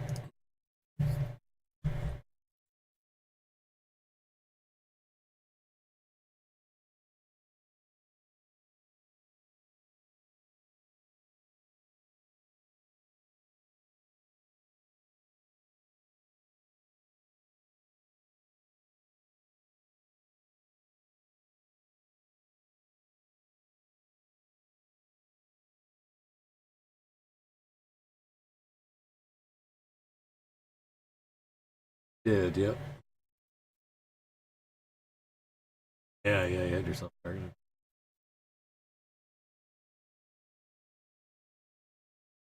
Okay.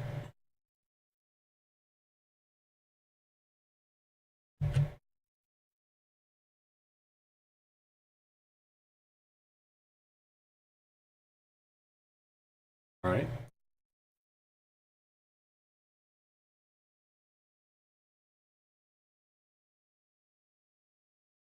Aelith.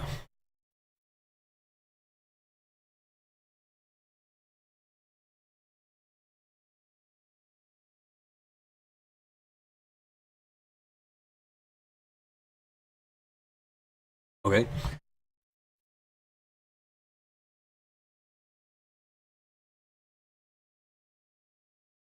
Yeah, I was gonna bring it up. I didn't really. That's very cool. All right, that's it.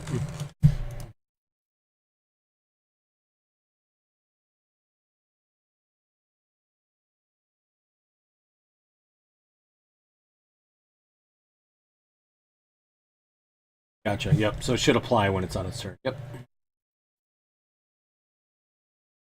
Correct. Alrighty.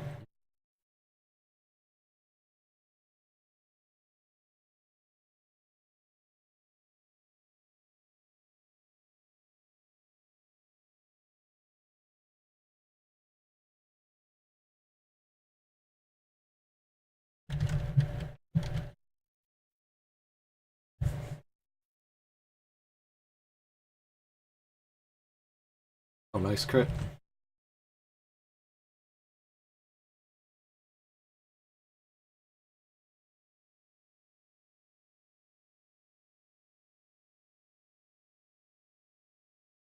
Right.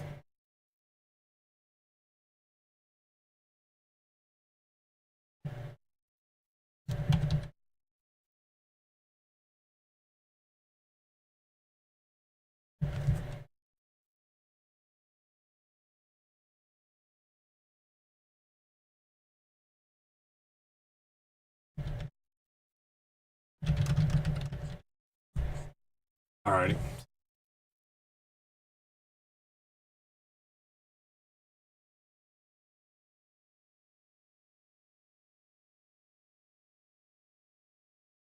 You can if you want to. Sure.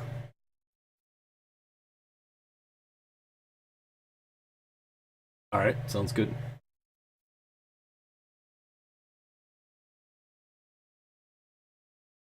Nice.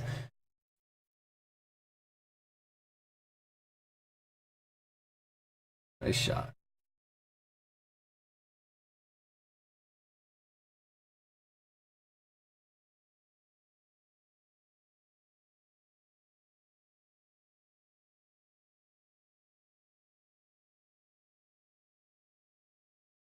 Okay.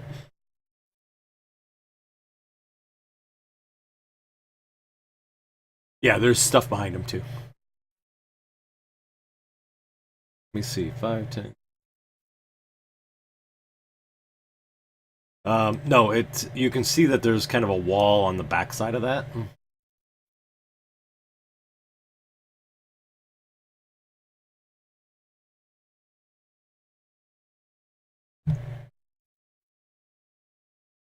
Question is, does it bounce off the wall? Okay, that's what I thought. So, all right, cool. So it burns into the wall.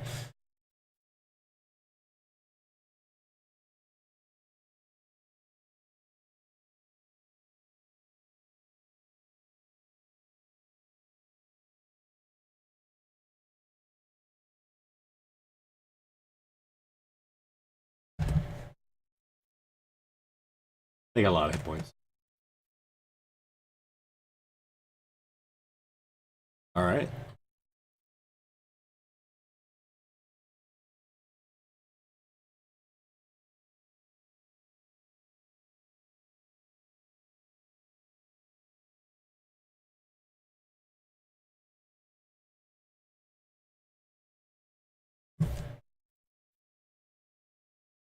He's squeezing, that's why.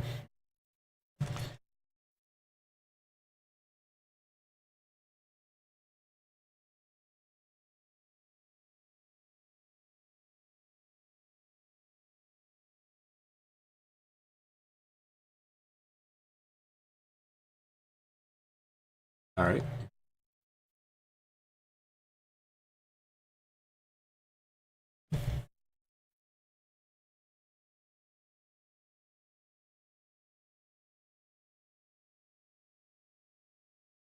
Moves through. And let's see. Whoops, actually it doesn't. Like, it would move to there. Kind of weird. That's where it's at.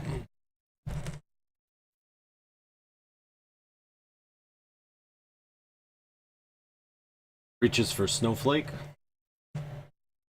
Does hit.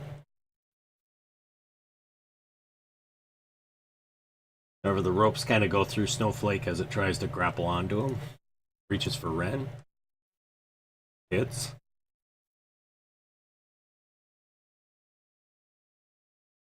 And I need a strength save for me, Ren.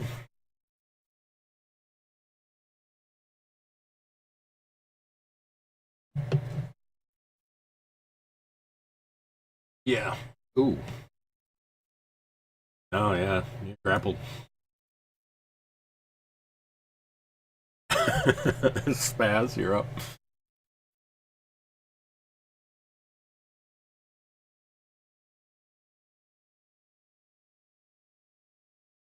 Okay.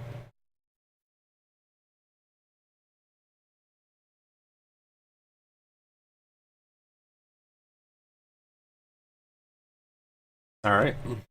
So he's unable to be grappled or grabbed onto.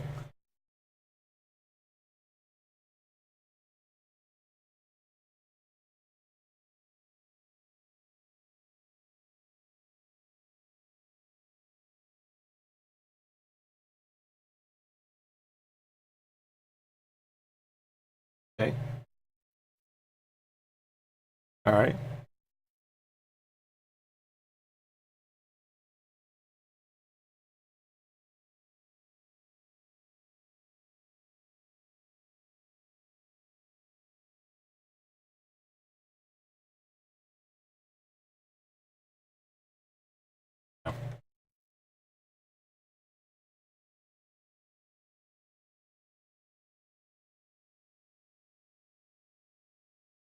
Oh, you can use it actually. You're right. I forgot. Yes, you absolutely can. Yeah, because it's on that space, and you're right. The ropes would still burn, so absolutely you can. Because he's standing over where his other one was. Yep.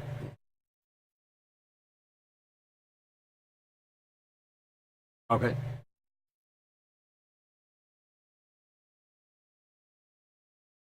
Nice.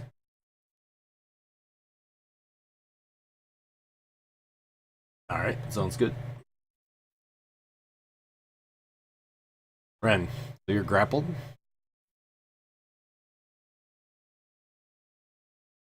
You can attack if you want. Alrighty. That's a hit.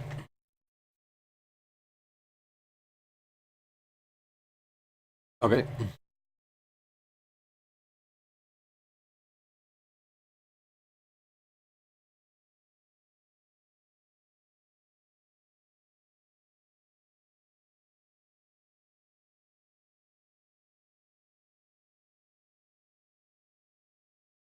Okay.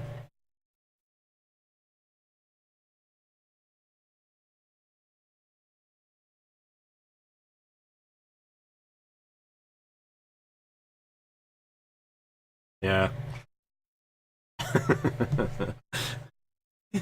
Holy CrossFit. Alright, Talon. Yep, sounds good. Oh man, double two. Yep. There you go.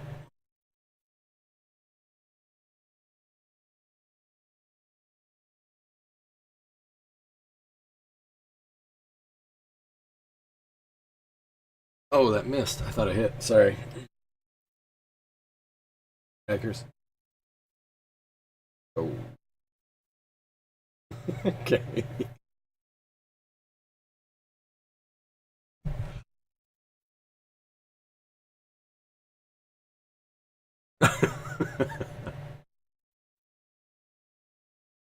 Marek.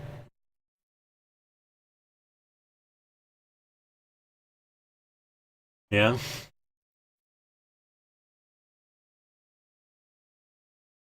Marek charges.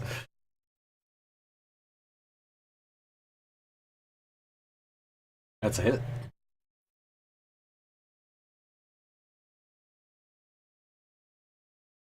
Nice. Second hit.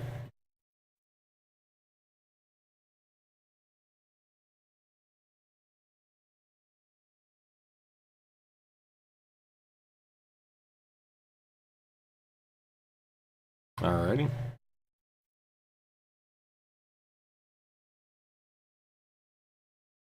Okay.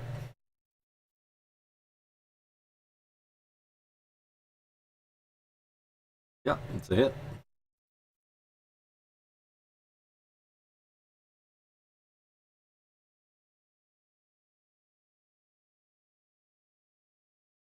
Nice. All right. The ropes kind of let go of Ren, and the ropes kind of collapse down into the ground, and you see a bunch of fire that's there.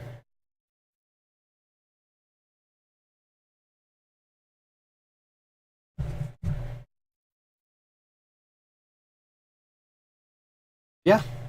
Yeah, there's several long chunks. Sure. There are 8 pieces of 50 foot of rope.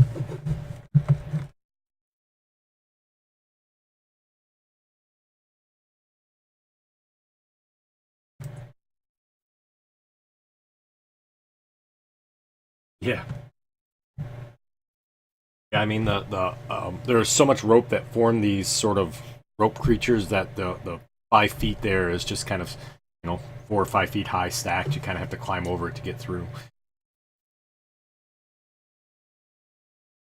Ren, as you kind of look down at your feet, you see that these alcoves are sort of dug out here, um, but you don't see any sort of markings on the wall, and they're kind of stone, kind of walls that are there of red brick type of thing that you're standing in.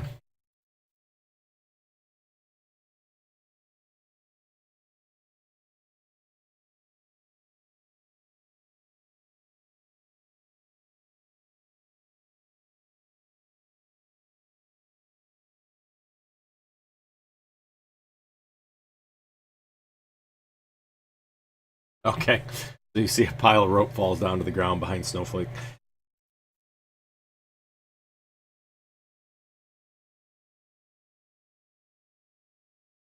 Oh yeah, yep. Puff, Furtopia are both dead.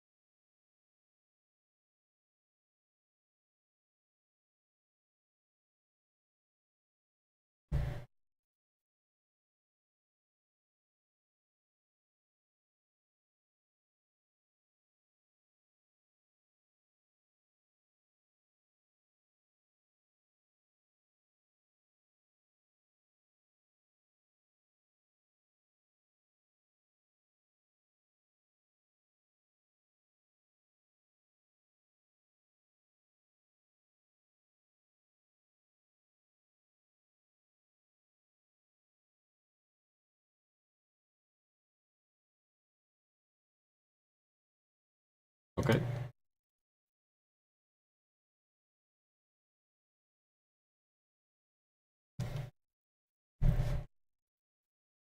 All right, sounds good. So, does that have a long casting time, or is that pretty quick? I can't remember. Oh, it's an action. Okay, gotcha. You have to do what? Oh, okay, gotcha. Yeah, you got a minute or whatever.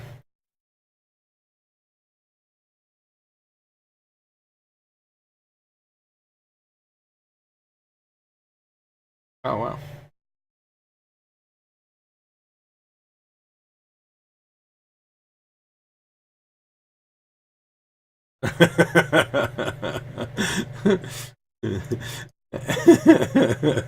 Right. So Puff comes back, and Talon Puff says to you, he says, it was dark again.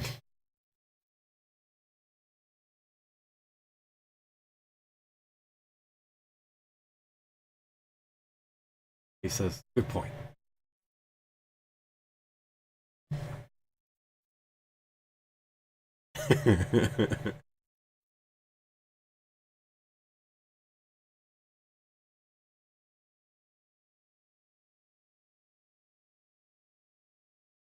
Yeah. So as you kind of search over, you see she's wearing pretty tattered tunics and things like that. Um,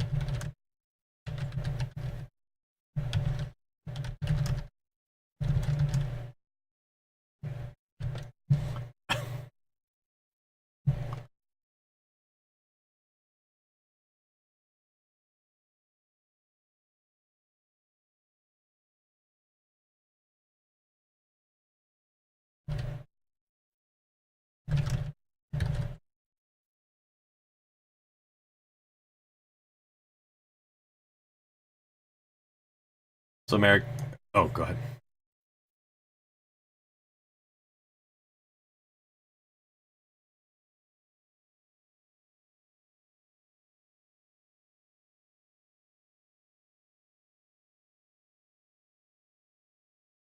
Oh, hang on, guys. So, all right, so you hand it to it. Merrick, as you peek into this room, you see there's that circle there is actually a ledge that goes around, and then the beginning, the inside is a large hole that drops down. Sorry, we're on the regular maps for the adventure. The maps I was using, the guy didn't create past this point, so we're stuck with the original maps. Yeah. Yep. So you see a fit. So the hole goes far beyond your view for what you can see.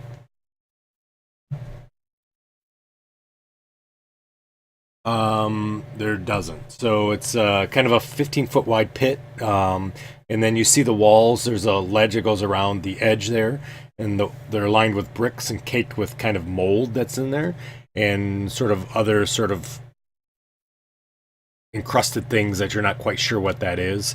And then you see wherever the growth isn't too thick of this stuff that's on it, you see there's strange figures and ruins that are carved all around the bricks around this circle.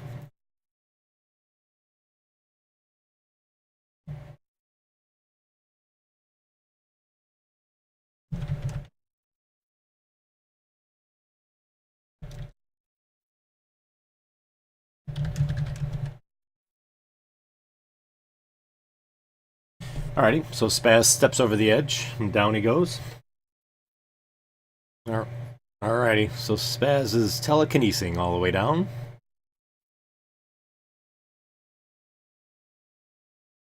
And each one you see there's like one or two little dried worms that are sort of curled there.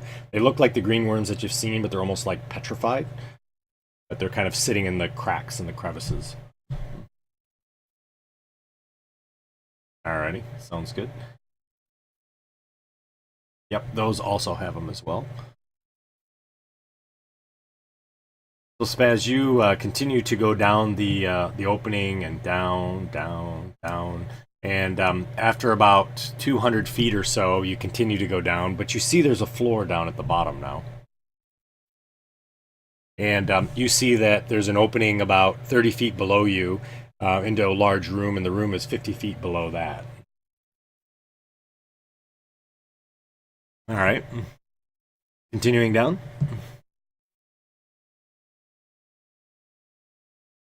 There's a floor at 300 feet from where you left. You're about, the ceiling is 50 feet high, and you come through the floor, just like the last room, but there's no ladder.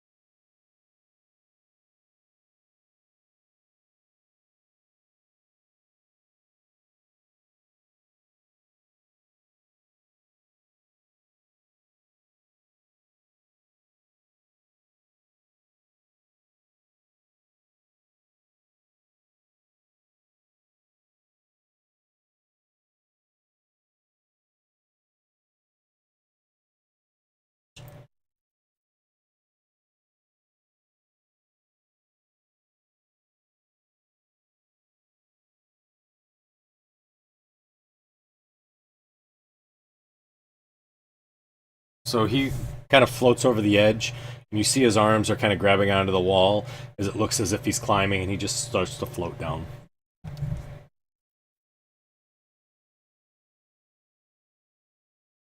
So Snowflake, you continue to climb down at a pretty good speed. You guys see he moves faster than he did before, actually. And then you continue to climb down. You see the same thing about 250 feet down. It sort of opens up into a large room.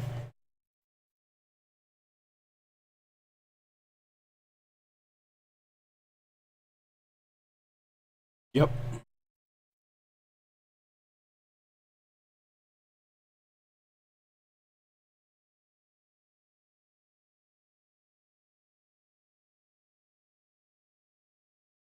So he yells as it echoes up the cavern.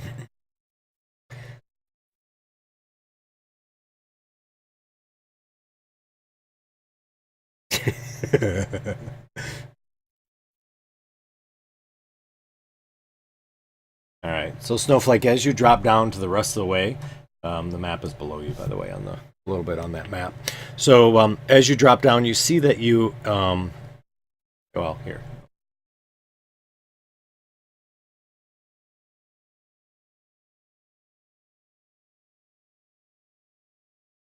So you guys up top don't hear anything except his last sort of thing that he said to you.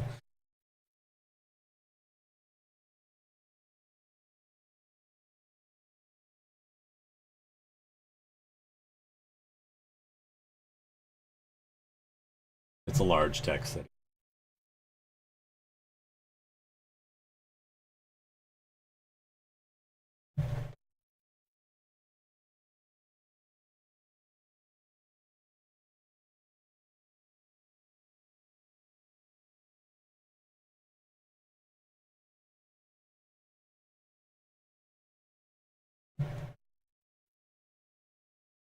Is there anything you'd like to do or say?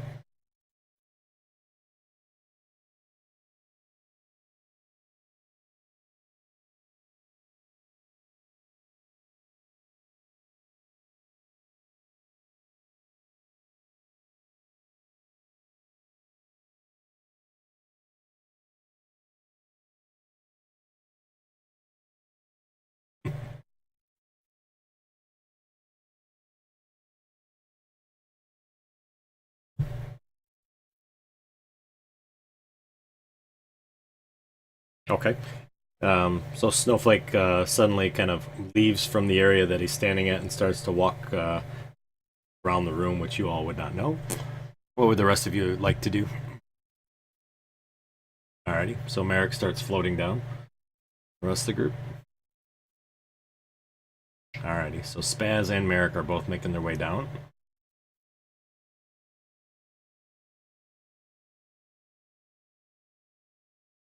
That's a good question. Look and see.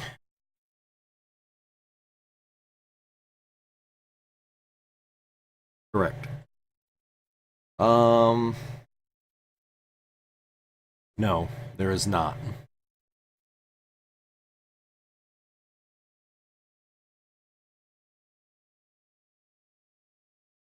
Yes.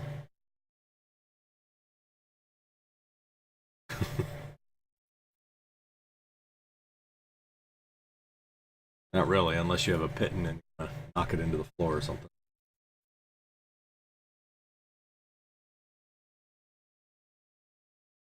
Okay, all right.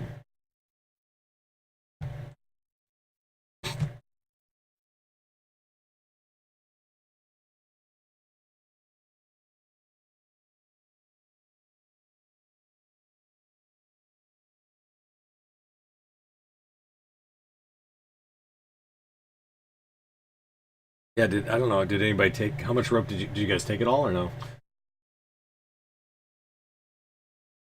Yeah, I did, yeah.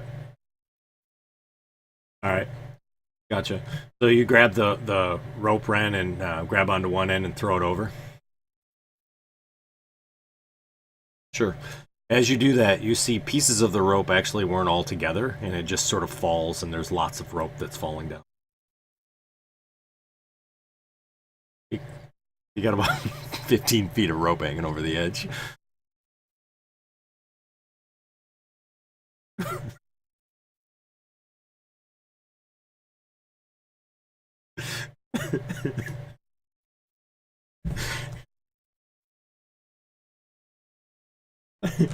All right, sounds good.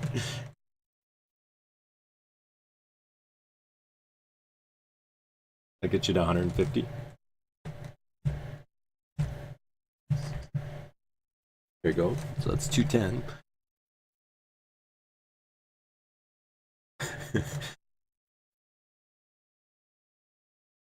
$300. Oh, do you? All right. So that gotcha. So that puts you at 260, right?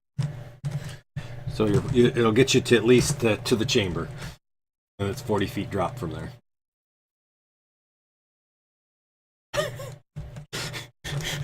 So Spaz, Marek, as you're going down, you see this pile of rope just shower down on you, and pieces are hitting you on the top of the head. And then Marek, you see this long rope kind of come down and goes flying down past you.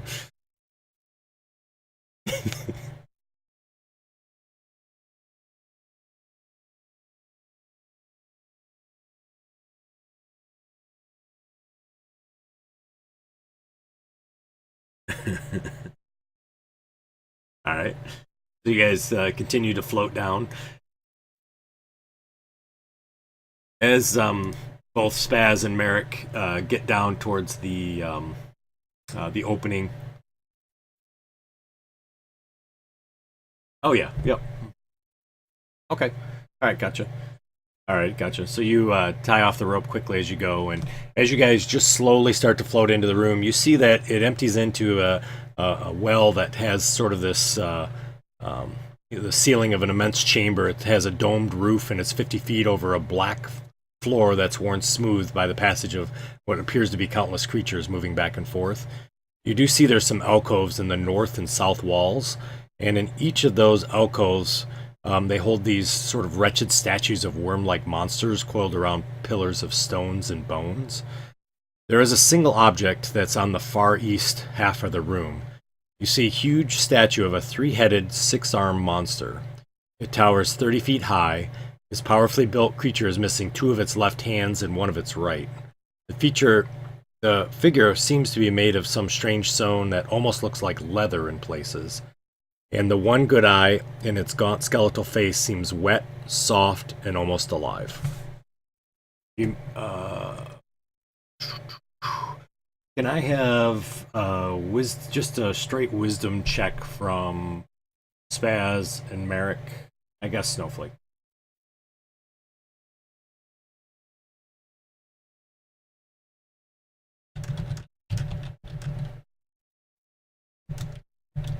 Okay.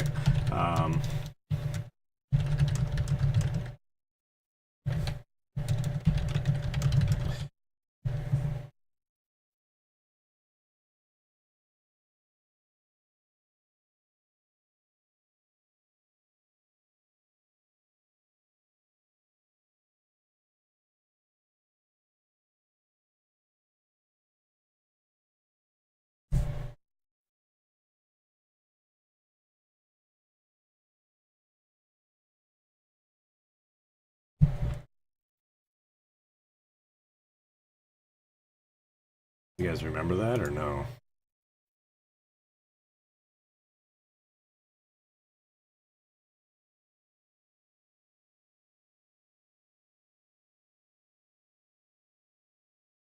The three temples, there was a... Yes, that's what they see. But it's much bigger than the last thing. I have a picture, maybe.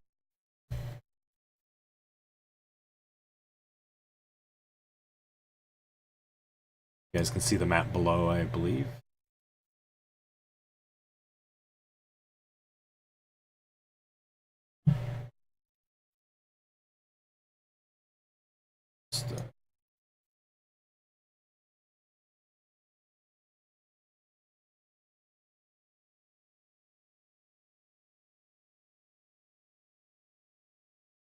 And I think we'll call it this week because I think it's a short night, right? Because I think three people have to go early.